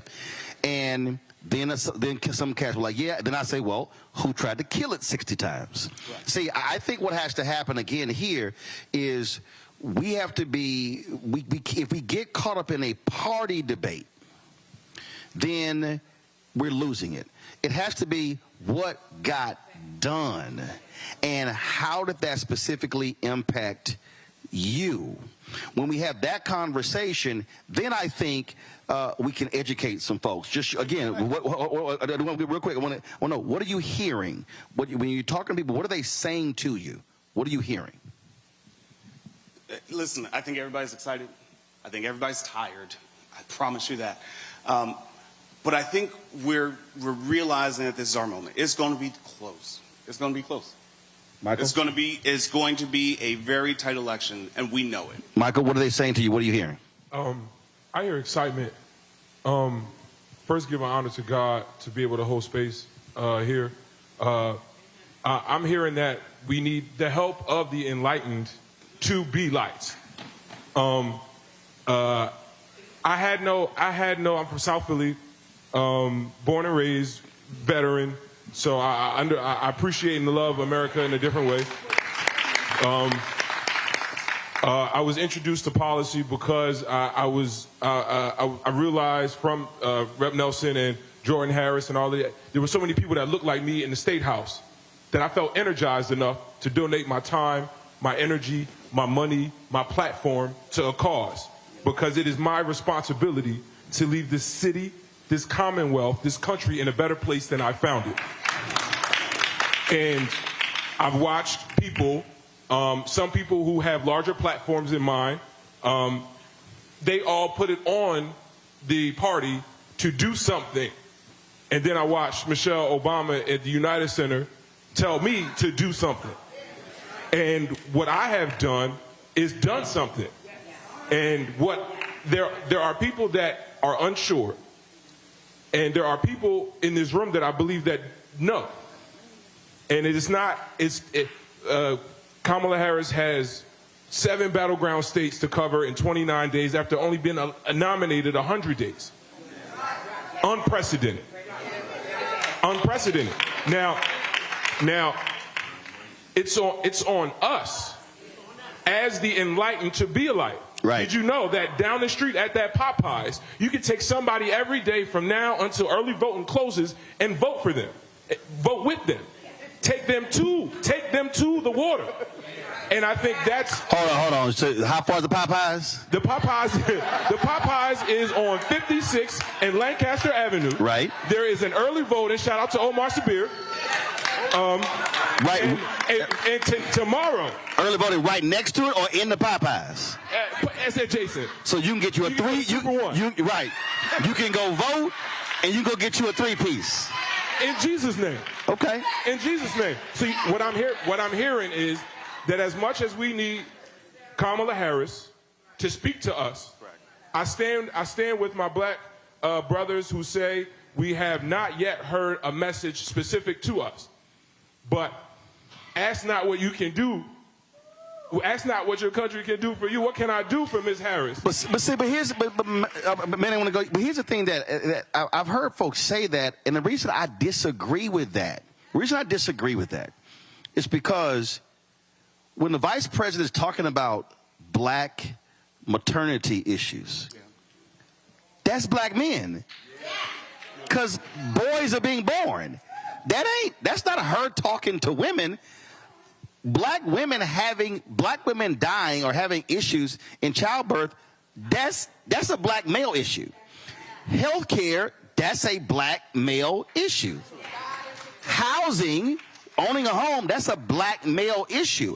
It baffles me when I hear folks say, I need to hear a black male agenda, when I'm going, every single one of those has a direct impact on. I did not ask for a black male agenda. No. I'm not meaning you. I'm saying I've heard that all across the country. Yeah. And when I hear that, I challenge them by going, okay, can you name me what that is? And typically they actually can't. But I want to get what are you hearing? What are you hearing? What are they saying to you? And what are you responding back to them? Bismillah and alhamdulillah, salatu wassalam, rasulullah sallallahu. So real quick, raise your hand if you was born in the year 1997 or below. No, I'm talking about sooner, from 97. You mean 97 to present day? The present day. Right, because you said below, that was me. I'm 68. That was below. No, below. Gotcha. So raise your hand. 97 present day, raise your hand. 97 to present day, right? Okay. I'm the only one raising my hand. No, you're not. No, you're not. It's about 4 over there. Right there, sis. I see you. So that's one, it's about 3 or 4 over there. Go ahead. We got my man right here, right? No. Hold up. He asked the question. He got the answer. Now go ahead. Now the question was, if you born 97 forward, raise your hand. And they raised it. You wasn't 97 or forward. It wasn't talking to you. If you premature gray 97 forward, go ahead, man. No, I just wanted to make that demonstration for you guys to understand, like, who I'm speaking for and what I represent. For those who don't know, I do a lot of community work here in the city of Philadelphia. I got a nonprofit called the What I Wish I Knew Foundation. And also, like, I strategically advise the #1 gun violence organization in the country, every town for gun violence, as it relates to their strategy with Gen Z and connecting with Gen Z and millennials with gun violence in the black community. So when I speak on what it is that I'm going to say on this panel, I'm speaking for a specific group of people who don't get spoken on a lot, right? My cousin once said something to me a minute ago, and it changed my life. He said, if you wake up on the edge of your bed and you think about what you got to do, you already lost, because the day happened. It's already here, right? So I think the conversation, the election is here, right? We got to look at the statistics of data when we talk about what Gen Z did for Biden's campaign and him getting elected, right? Gen Z, we are a very, very, you got to show us something. It's an eye and ear game. It's an eye and ear game. You want to know why? Me born in 97, I was the first generation of kids raised on this right here, right? So our view on stuff is different. Yep. And every time I'm in positions like this and I'm in rooms, I always love to echo and mimic, because for me, right, and by the grace of God, I got a good track record. But for a lot of people, that's not good enough in spaces. You know what I'm saying? So when we talk about connecting with the people that's not being connected, Sherelle Parker, she won, right? About 200,000 votes. That's 10% of the city. What somebody spoke about earlier, let's talk about that 90% margin that we're missing out on that can relate to what's going on right now. So what I'm hearing in the city, right, and I'll pull this up, this analytical data. Just the other day on my timeline, somebody posted, said, who y'all voting for? They put both of the candidates, but the thing is 41% said neither. This is people from my generation, right? So what I'm hearing is our voices is not being heard. You get what I'm saying? We get in rooms and I talk to organizations all the time. Oh, yeah, you're doing great work. What's your budget for social media? They don't have one. Well, here's what hold on. You know what I'm saying? Hold tight 1 second, because I'm going to go to Congresswoman shortly. But here's what I also say because I was just at Alabama State just on Thursday, and I've been at other college campuses, and what I said to them was I said Millennial and Gen Z, they actually make up the largest demographic in the country right now. Yes. And what often happens is they say, I'm tired of all these old people running. Then my response to them is, but the group that actually votes the highest in the country is 65 plus. And so the reality is politics works by who shows up. That's just fact. The squeaky wheel gets the most grease. No, 1 second. And so what I'm often, when we're having these conversations, what I'm often saying to Millennial and Gen Z when we're having this discussion, and that is, if you want to see something change, the reality is you have to be in the game. And so so what's happening is there has to be more conversations directly with what you're talking about with folk to understand this is the game. If you don't vote, if you do sit out, you're guaranteed not to have anybody pay attention to you, because that's just how the political game works. I had some young folks came to Jesse Jackson Jr. when he was in Congress, and they said, man, if you ain't doing this, we're going to throw you out. He's like, no, you're not. He said, you see that high rise right there? He said, election day, they're going to come out there in their walkers, in their scooters. He said, and they going to vote early, often, and they'll call everybody. And he said, the day y'all show up like they do, then I'll listen to you. And then he walked off. And they were all like, did he just do that? And he was like, yeah. And so that to me is also, that's walking people through how this process works. But I want to put a pin in that right now, because again, we had some technical issues with the Congresswoman. I want to get her. I'm coming back to this, so just hold that point. Yes. Congresswoman Ayanna Pressley of Massachusetts has really been one of the voices talking about Project 2025 and its impact on our people, or on this country. She's with the Stop Project 2025 Task Force. Congresswoman, glad to have you back on Roland Martin Unfiltered. Good to be with you, Roland. Congratulations on the Hall of Fame, by the way, brother. We're so proud of you. I appreciate it. Thank you so very much. But you really been sounding the alarm at Project 2025, and that really took off when Taraji Henson called it out on the BET Awards, and it blew up. Then all of a sudden, when you sort of got to the convention, there hasn't been the same level of intensity. The Trump folks have been trying to deny that that has anything to do with them. They're like, oh, it has nothing to do with us. But the fact of the matter is, the agenda of the Heritage Foundation is absolutely going to be what Trump will do if he wins in 28 days. Absolutely, Roland. And bear with me a little bit, because there's a little bit of a delay on my end. But listen, Project 2025 is institutionalized Trumpism. It was written by Trump's friends for a Trump White House to advance Trump's agenda. And what is institutionalized Trumpism? It means harm to every person who calls this country home. They want to control every aspect of your life, from your womb to the bedroom to the classroom. They want to ban bodies. They want to ban books. They want to ban words.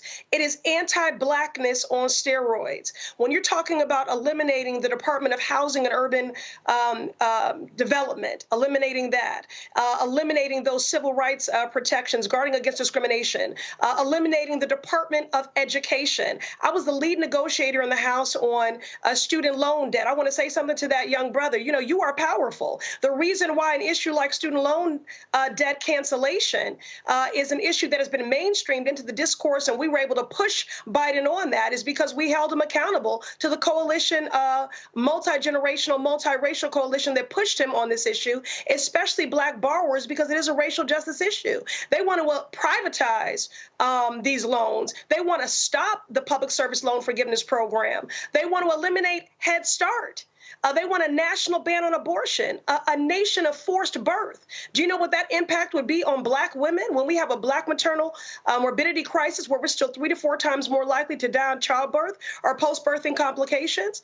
They want to fire massive firings and hiring freezes and budget cuts when it comes to dedicated civil servants by using the executive action of Schedule F. You know, when we talk about Black jobs for real, you're talking about some 3 million federal jobs, 1 in 5 of which are held by Black folks. So 600,000 Black folks, at least, who stand to be impacted and to have their livelihoods threatened if they're not Trump loyalists or sycophants. We're talking about the Department of Justice going on a murdering spree. I'm not being dramatic. The final days of Trump's presidency, he executed more people on death row in those weeks that had been executed for the last 6 decades. And we know that disproportionately we have wrongful convictions. And 1 in 25 of us are innocent that are on death row. And again, I'm thinking of the brother that we just lost in Missouri. So this is anti-Blackness on steroids. Project 2025, it ain't a blueprint. It is a playbook. It is a playbook for harm because what these extremists have taught us is that they do not make threats, they make promises.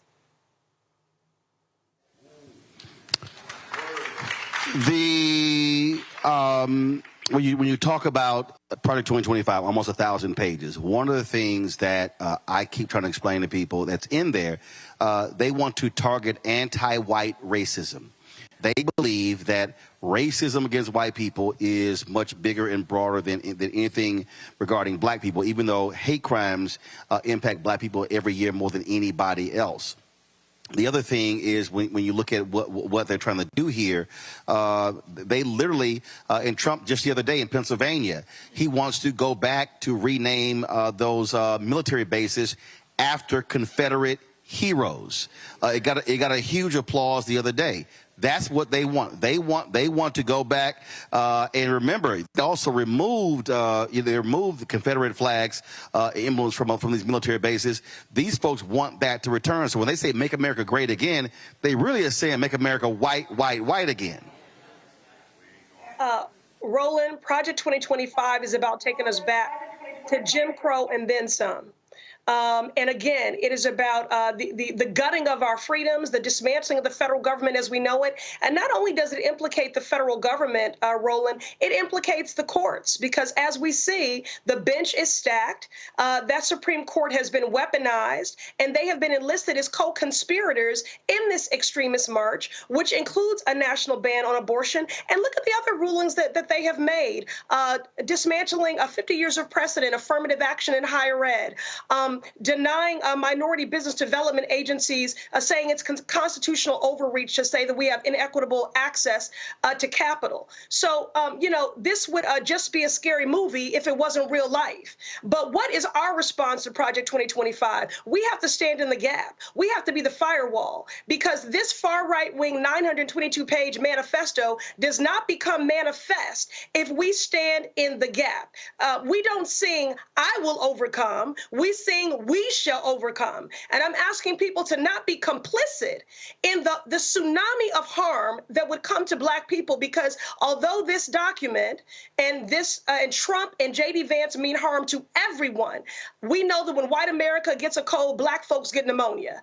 And we definitely see that in black and white in this document. And that is exactly why I am working, organizing, mobilizing, agitating, and plan to vote as if lives depend on it for Kamala Harris and Tim Walz, because it does. And listen, I'm going to invoke the words of Stacey Abrams. As someone who knows the Lord and grew up in the church, we don't elect saviors. We elect partners, and part of partnership is accountability. So there's not perfection on the ballot, but partnership is, and progress is, because Kamala Harris and Tim Walz are about our freedoms and are about our future. When you talk about increasing access to capital, tax breaks for entrepreneurs, what that young brother's talking about, most young people, they don't want to work a job, they want to create a job. They want to create their own. She supports entrepreneurs. When you talk about our freedoms, bodily autonomy, you know, Project 2025, they're assaulting our intellectual freedom. They want to ban black books, ban black authors, our representation. They want to ban words, Roland, like reproductive freedom, diversity, equity, and inclusion. The stakes cannot be higher, the contrast more clear. All right. Congresswoman Ayanna Pressley, we surely appreciate it. Thanks a lot. Thank you, Roland. All right, going to go to a break. We come back. We'll pick up more of the conversation here at Mount Carmel Baptist Church in Philadelphia. Folks, Roland Martin Unfiltered right here on the Black Star Network. Back in a moment.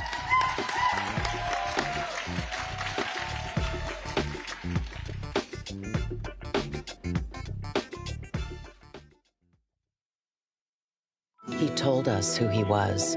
Should abortion be punished? There has to be some form of punishment. Then he showed us. For 54 years, they were trying to get Roe v. Wade terminated, and I did it, and I'm proud to have done it. Now Donald Trump wants to go further with plans to restrict birth control, ban abortion nationwide, even monitor women's pregnancies. We know who Donald Trump is. He'll take control. We'll pay the price. I'm Kamala Harris, and I approve this message. In 2016, Donald Trump said he would choose only the best people to work in his White House. Now those people have a warning for America. Trump is not fit to be president again. Here's his vice president. Anyone who puts themselves over the Constitution should never be president of the United States. It should come as no surprise that I will not be endorsing Donald Trump this year. His defense secretary. Do you think Trump can be trusted with the nation's secrets ever again? No. I mean, it's just irresponsible action that places our service members at risk, places our nation's security at risk. His national security advisor. Donald Trump will cause a lot of damage. The only thing he cares about is Donald Trump. And the nation's highest-ranking military officer. We don't take an oath to a king or a queen or to a tyrant or a dictator. And we don't take an oath to a wannabe dictator. Take it from the people who knew him best. Donald Trump is a danger to our troops and our democracy. We can't let him lead our country again. I'm Kamala Harris, and I approve this message. I get it. The cost of rent, groceries, and utilities is too high. So here's what we're going to do about it. We will lower housing costs by building more homes and crack down on landlords who are charging too much. We will lower your food and grocery bills by going after price gougers who are keeping the cost of everyday goods too high. I'm Kamala Harris, and I approve this message because you work hard for your paycheck. You should get to keep more of it. As president, I'll make that my top priority. Hi, everybody. I'm Kim Coles. Hey, I'm Donnie Simpson. Yo, it's your man Deion Cole from Blackish, and you watch Roland Martin, Unfiltered.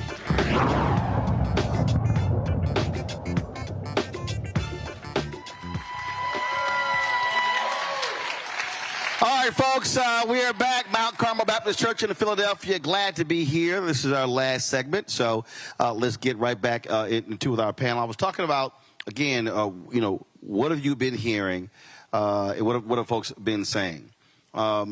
We have 28 days, and so what do you think needs to be happening? Community-based, individual-based, group-based, to drive our folks out, so we don't have these low numbers. Because when you look at all across the country, depending upon how black folks vote, the reality is if we actually voted 70% of our numbers, we sweep elections, city, statewide. So part of this issue is us. Not, look, I don't care what white folks doing. I don't care what Latinos are doing. But if you look at our numbers in certain states, we vote at 70% of our capacity. Literally, that's the margin of victory. So what is necessary for us to change that to get us to that particular point there? What do you think? Well, first of all, I want to just piggyback on something that Manning 215 said in the last segment. And one of the things I want everybody to understand, he said, we're not being heard. They're not hearing us. Martin Luther King said that rioting is the language of what? The unheard, the disenfranchised. I will add to this, not just rioting, it's also rebellion. These folks are rebelling, and one way you can show your rebellion is not show up. Disrupt the system, dismantle everything, blow it all up. And so for them, disruption or not showing up is a real thing to show their frustration that they're not being heard. We have to understand that, and you have to deliver it in a different way. Manning 215, he gave you the formula. Nobody's talking to us on the medium by which they are gaining information. So if you want to engage them, you got to go where they are.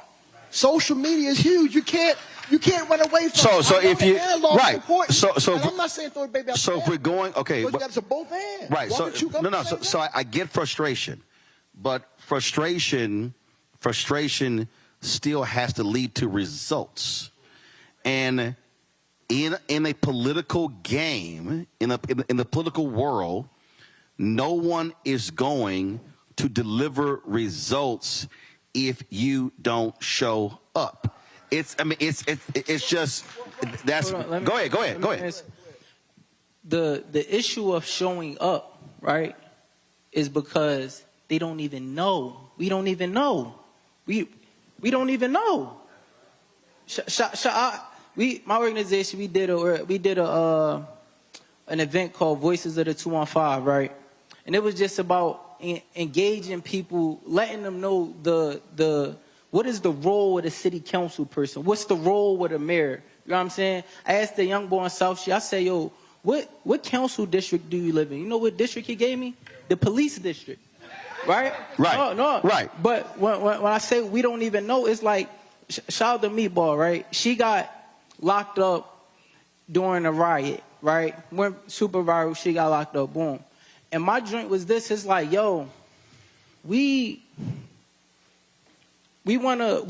get it. Judge should have been held accountable. The officer should have been held accountable. But we don't even know when we talk about Gen Z, and that relates to us as black people, we don't even know at the core of our progression and future, the youth, the core of our progression and future, right, that the judge that bangs the gavel is voting into their position. Right. So when we talk about the energy that should be there, it should be poured into educating our youth. So how? Okay, all right. So if the school, if we don't, because the reality is, I keep telling people, you're not going to have a school do that. Which goes back to, if it's not going to be school driven, it has to be community driven. Community based, yes. Go. No, you.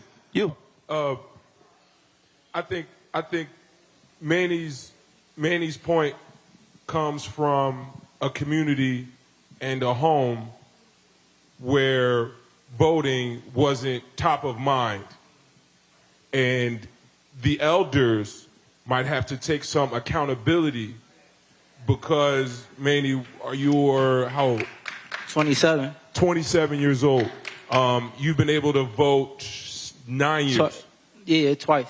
2016 was like the first election.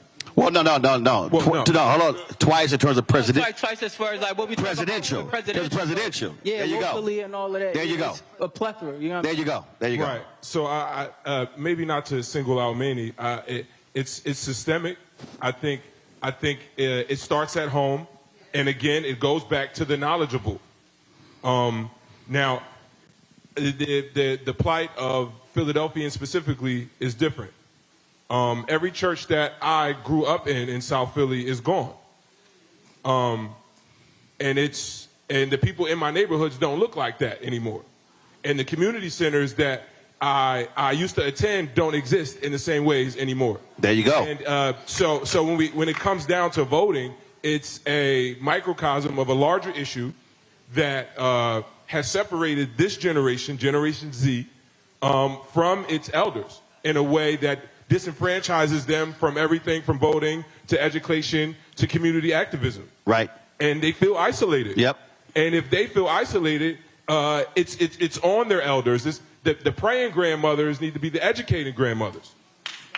Because we can't pray our way to victory in this sense. Which is why Napoleon, which is and how I started this conversation. I don't believe in complaining about a problem. I believe in saying, no, how do we drive a solution? Right. The only way this changes is you have to create community-based, community-driven, I'll call them really what we saw during Jim Crow era, freedom schools, where it's literally every Saturday or every other Saturday or whenever somebody wants to do it in multiple places where they literally are teaching civics, where they're walking people through. Because, and so when I said earlier that when elections happen, we put massive amounts of energy into mobilizing and organizing. And what I'm saying, 28 days from now, is going to be an election. November 5th. Whatever happens on November 5th, we breathe on November 6th, and then on November 7th, we go, okay, time to get to work. What happens is, on November 5th, depending on what happens, all of that infrastructure just goes away. And I'm saying the text groups, the text chats, the fundraising, all of that stuff has to stay in place, because that's how you build to what he's talking about, to go from 16% to 25% to 40%. Otherwise, we're going to be having the same conversation in 2028, in 2032, and then when the numbers drop in the midterm elections, when we say what happened, because that's just simply where we have to be. So we have to commit to doing that between now and the next cycle. Go ahead. And it's not just commit to doing that. Yes. We have to commit to speaking up amongst our peers. You all being here make you more politically engaged than most of your neighbors, most of your family members. State Rep, Roland, like you all being here have more political connections now than most folks in your area. So if you have that family text chat, that group chat, you are the politically connected and informed one. And I'll tell you this, right? So Roland says regularly, he's already said it several times, right? If you don't vote, you don't get a say. Like the solutions aren't coming for you. That's not true, because I will tell you that even if you did not vote, I promise you, in this area, I know your reps, I know your senators, I know them. Like, we care. Mayor Parker was elected by 10% of the city. Even lower percentage African-American folks, but know that we care. The reason I started with, you have to understand who cares about you. We care. Governing is hard. To call it chess is underestimating what happens in government. But follow me here. Follow me here. No, follow. The reason I made that point is because when you run for re-election, you know what you're going to do? You're going to go back and look at who voted last time. Yes. And so I'm just trying to get our people to understand, because we saw this when Obama was elected. This is what I said in 2008. That was an inauguration parade. Everybody else left the parade, but we stayed. For 8 years, we were like, oh my God, we got a black first family. Yeah. And everybody else left and was executing an agenda. Yeah. In the first 60 days, people complain about LGBT community. In the first 60 days, they presented him with a 54-page agenda. I'm telling you, I was there. Black organizations met his 5th year. I was at the hotel in D.C. It took them 9 months to put all their ideas in a proposal, and I was like, we waited 5 years? And so what I'm saying is, what we have to understand is when we talk about politics, you are going to listen to those that show up. What happens when there's a shooting or a protest? I covered city council. All of a sudden, 100 people show up. The council goes, oh my goodness, that's more people we normally get. What do they want? What are they protesting? How can they go away? Because 100 showed up. Then the next week, when the shooting dissipates or whatever, we disappear. And it's back to business. But what happens, and this is what I'm talking about, I need people to understand when I'm talking about organization. We were joking earlier at the outset, Alpha's Kappas, okay? So let's take black infrastructure. Let's just take Divine Nine. You don't have to be, that's fraternities and sororities. Now you take Prince Hall Mason, Eastern Star, Links, all these different church groups. So let's just say the city council meets 10 times a year. They vacation, let's say Christmas or whatever. Yeah, this is very basic what I'm about to walk you through. If Alpha said all alphas in Philadelphia are going to roll to the city council meeting in February, Kappa's going to go in March, Delta's going to go in April, Zeta's going to go in May, Omega's going to go in June. All I'm asking you to do is go to a council meeting one time a year. Now, what do you think the reaction of the city council is going to be if 200, 300, 400, 500 alphas, deltas, AKs, and omegas are showing up every single month with an agenda? Now add the other black groups. Now, y'all, that's just saying pick one month. And then here's a county meeting, here's a school board meeting. So what I'm saying is we have black infrastructure that's not being used properly. And I agree with that. I'm sorry, real quick. Make your point, and then I'm going here. And go ahead. I don't disagree with that at all. Show up on the regular basis. Show up. But what I'm arguing, especially 28 days out, is tell folks, here's the game. And when we show up, I know we're going to listen. Legislative Black Caucus in 2 weeks. We got NCNW, the Council of Negro Women. They're coming up to Harrisburg. We got the Omegas. They're coming up to Harrisburg. Like we get folks coming up to Harrisburg on a regular basis. But those folks, when they come up, should not only meet with the Black Caucus. They should be meeting everywhere. Right. Everywhere. Right. Oh, I agree. Right. The reason I say it's chess is when we are fighting to have the votes. When we've got folks in Harrisburg who are doing the work, we're doing the work right now. Right now. I'm going back to Harrisburg tomorrow morning to try and get more funding for mass transit.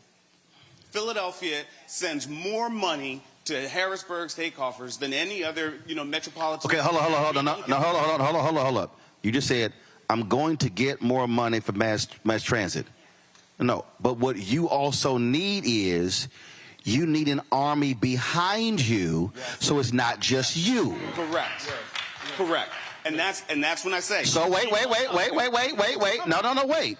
So have you told the people how much you trying to get? How much you trying to get? Oh, everybody understand. We trying to get $270 million. Okay, all right. So this is basic politics. So you trying to get $270 million. Okay. So all of the groups that I'm talking about, how are you communicating with all of those groups saying, this is the plan, this is the agenda, I need y'all to help me get the $270 million. Is that happening? No. No, that's my point. You can't get the 270 by yourself. Right. But if 1,000 folk are rolling through, so now what I'm saying, now this is where the two-way street comes in. Yeah. I need you communicating with all the groups of what the play is, so we then can say, all right, you trying to get 270, what you a state rep, what you trying to do, what you trying to do. So now when we roll up, we know we fighting for it. We're not having a general conversation. Yeah. So I appreciate that. So your homework is to communicate. No, I give homework. Your homework is to communicate with the Panhandle, with a group of clergy or whatever, and say, this is what I'm trying to get. I need y'all support to make it happen. Man 215, then I'm going to go to you. Hey, Roland, I appreciate your point so much because it's a perfect segue into what I've been holding my tongue on. Again, my organization is called the What I Wish I Knew Foundation. Boom. Right? What I wish I knew, right? And just real quick, right? The reason why it's named that is built on. I got two friends that separately told me at different times that, I know your whole name because they always said your name on a loudspeaker and it was on the posters around the school because you always got the highest test scores, right? So it was rare if I got lower than advanced on a state test, right? But dig the move, right? Fast forward, life happened. I get locked up. I get a chance to sit down. I said, dang, I fell victim to this what does it say for my folks who got below basic? Thus, started the What I Wish I Knew Foundation on the idea that in order to get a stampede turned around, you got to start from the front. We got to lead by example, right? So again, when we talk about my first point of proactiveness towards the core of the progression of our people, which is Gen Z right now, right? And the Alpha generation right now, right? When we talk about them, right, we got to understand that we need proactive thinkers that's in these elected official positions. Yeah. Because when you are, one thing about our community, we hold elected officials here when their job is to serve us. Am I wrong? You're right. You're right. So why are they waiting for us to come to them when they should be going to us? Right? We need people that's going to say, yeah, y'all voted for me. Again, 10% voted for Sherelle Parker. Why are we not talking about how do I engage that 90? How do I go out and the 10 I got y'all? 9 times out of 10 y'all gonna vote for me again. How do I go engage that 90 so that 200,000 turn to maybe 4 and for, or half a million? And for me, before I go to you, and for me, I don't focus on the 90. I say, let me get 5 of the 90. Then 10 of the 90, then 15, because what happens in these conversations, we like to go macro when I go micro. And I'm just going, again, people literally said this show was not going to work. I was like, good. And I literally said, we're just going to build. Folks, people were like, man, more people should be watching your show. I'm good. I'm a service. Who's watching? So we launch 157,000 YouTube subscribers. 6 years later, it's 1.42 million. Only because we just did the work every single day. We planned, we focused, we did the work, high quality. People said, I love it. Our fan base is given more than 2.5 million. I'm saying all of that is because leaving here, I need us to stop trying to think macro and think micro. If I can just impact 5 or 10, and then ask those 5 or 10 to go get 5 or 10, and ask those 5 or 10 to go get 5 or 10, that's how it builds. Go ahead with your final comment. Go ahead. In the spirit of homework, I know we talk about 28, 29 days, but our first number is 13 because we got 13 days left that a person in the state of Pennsylvania can still register to. There you go. There you go. Okay. And the homework for the people, for the woke in the room, is to go through that group text with your homegirls and your bros to see how many of them haven't even registered. There you go. We've got a QR code in the back that you can send them and say, hey, can you check this real quick? No. See, we don't do that. Bring the QR code up here. Okay. First of all, is more people watching than who's in the room. All right, well, we're going to put it on the screen. So bring the QR code here. But then go ahead. And then the second thing is, again, each one reach one. So I guess now that we know that there's a voting center in the Popeyes, how many people can you get to Popeyes? Even if you got to sweeten them up with a biscuit. Okay? Because as a political enthusiast, now hold up. There are laws. There are laws about buying votes. Yes. So do this here. Let them go vote. And y'all get a biscuit after. Yes. Okay, go ahead. And then my last part is, I definitely want to shoot some bail because I've been a friend to that 38 special, I like to call them. Those 38 members of the Congressional Black Caucus leadership in Pennsylvania. And I understand in a real way because I've been to Harrisburg and I see what they're up against. 38 is only, 25% of the whole thing? So their fight starts when we press that button to get them there. Right. And when you want knowledge, you go to the library and get the book off the shelf. The library don't come like the Uber Eats do. So the challenge is I believe in Napoleon. I believe in Austin Davis. I believe in Joanna McClinton, Jordan Harris, Senator Shreve Street, Anthony Hardy Williams. I can name most of the 38. But I know I need to work for them first because there are more of us than there are of them. And now my last bit of homework is everybody knows Amani and below her, Gen Z, Gen A.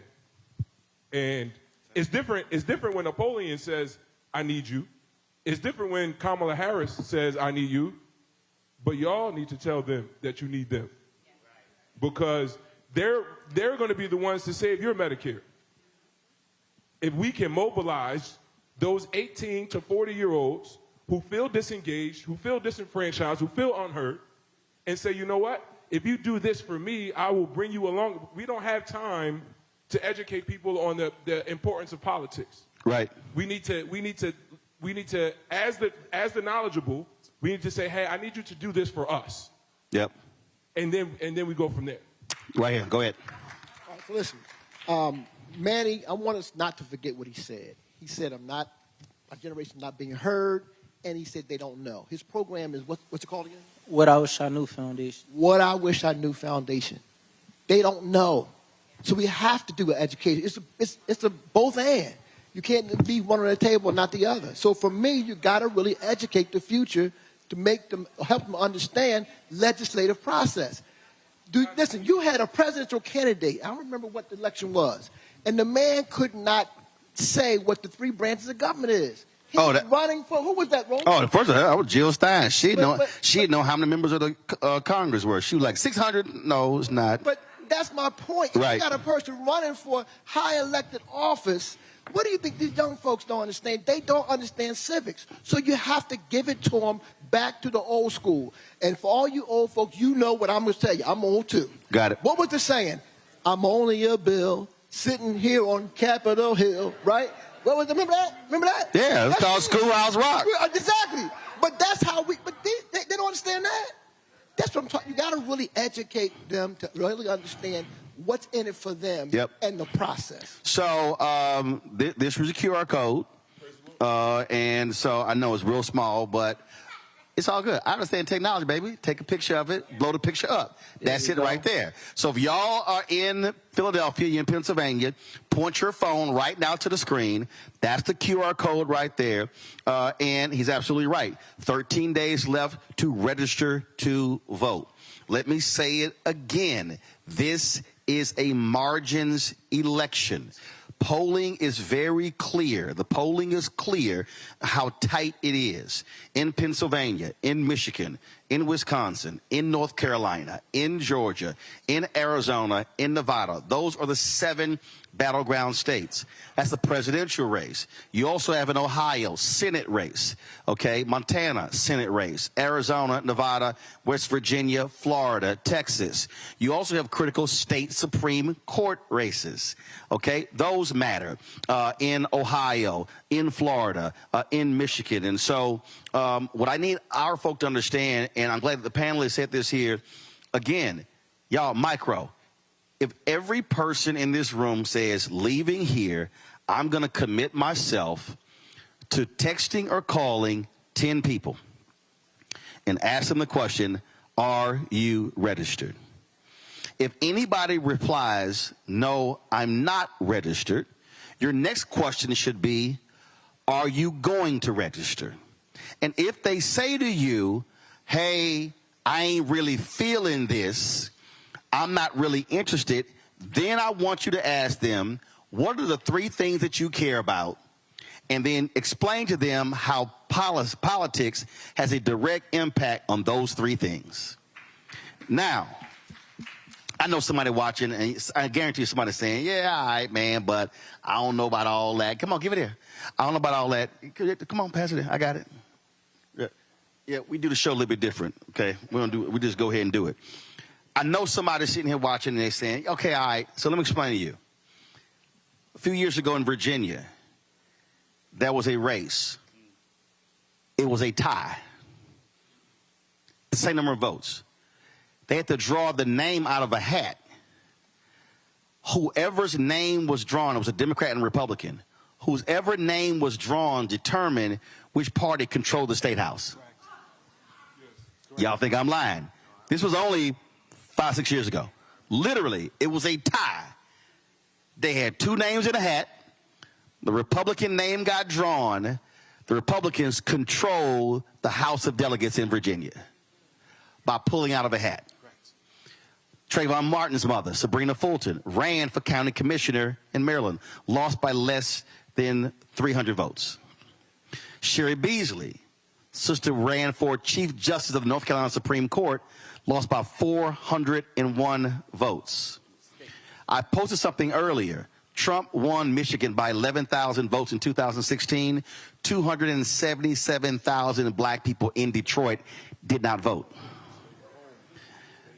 Beto O'Rourke, when he ran against Greg Abbott in Texas, 75% of all Texas voters under 30 did not vote.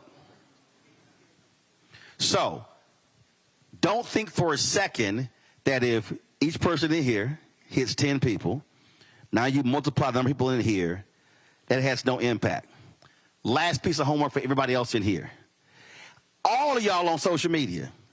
You either on Facebook, Twitter, Instagram, TikTok, Snapchat, fan base, LinkedIn, say it again? Threads. Right, that's new. So, Threads, Spoutable, Spill, all of those. Y'all, this is real simple. All you got to do is go to Kamala Harris's Twitter page, click it, save photo, repost it. That's all you got to do. You ain't got to go search. I'm just helping y'all. You ain't got to go Google nothing. You can just go right there and say, okay, if you go to Joe Biden's Twitter account, he has a graphic that says how many. Matter of fact, I'm just going to show. He has a graphic. Give me one. I'm just going to show y'all how easy this is. You go to Twitter. All right, pull it up. Pull it up. Pull it up, y'all. Okay. So if you just type in Kamala Harris, all right, you see Kamala Harris HQ. You do Kamala Harris right there. Then you click Media. All you gotta do is then scroll down, and you say, oh, Kamala Harris will cover home care for seniors. You click that. Y'all see it right there? Hold that down. Save photo. Boom. Now, I'm going to go over here to Instagram. I'm going to take that same photo right there. Click Next. Let's go. Click OK. Click Share. Boom. Guess what? Kamala Harris is right there. Y'all see that? No, that's look, Instagram. I don't care. Instagram. That's Instagram. Instagram gonna show you all kind of stuff. So y'all saw what I did? Y'all saw what I did? Y'all see that? See Trump's President 2025? I pulled that. Y'all see that? This is a graphic. I'm gonna go here. I'm gonna pull all kind of stuff. Okay, you see this here? You see what Instagram just pulled up? Roland S. Martin, request a ballot for Virginia today. Okay, so y'all, you can grab anything off of social media. That's how simple it was. And so all you got to do is just simply utilize the technology. You do that, now all your followers are seeing the information. Your followers are seeing the registration deadlines.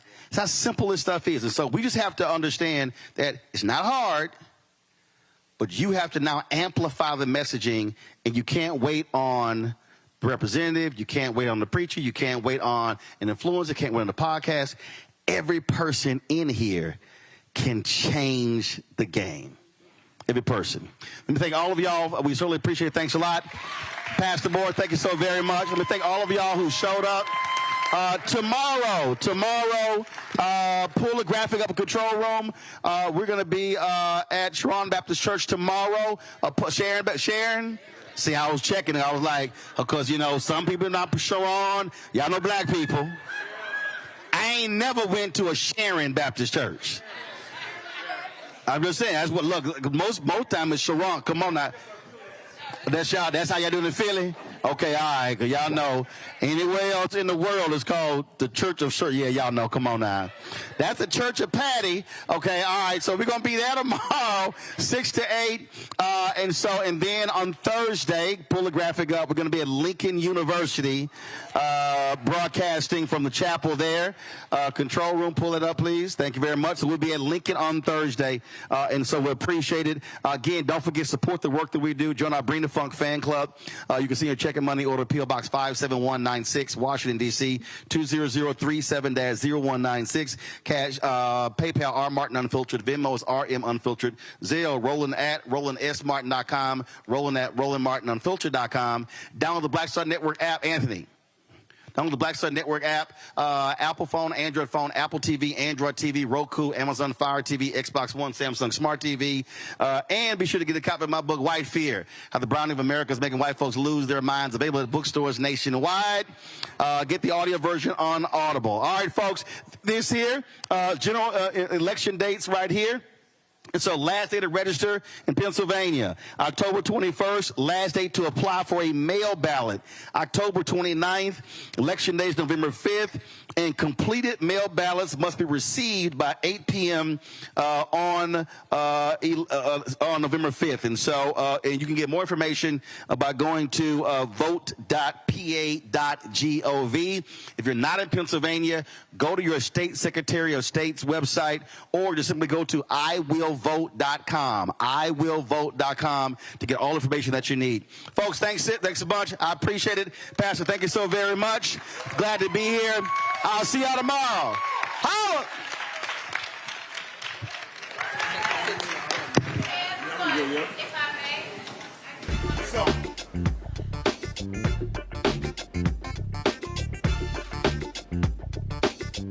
Black Star Network is here. Oh, no punch! I'm real revolutionary right now.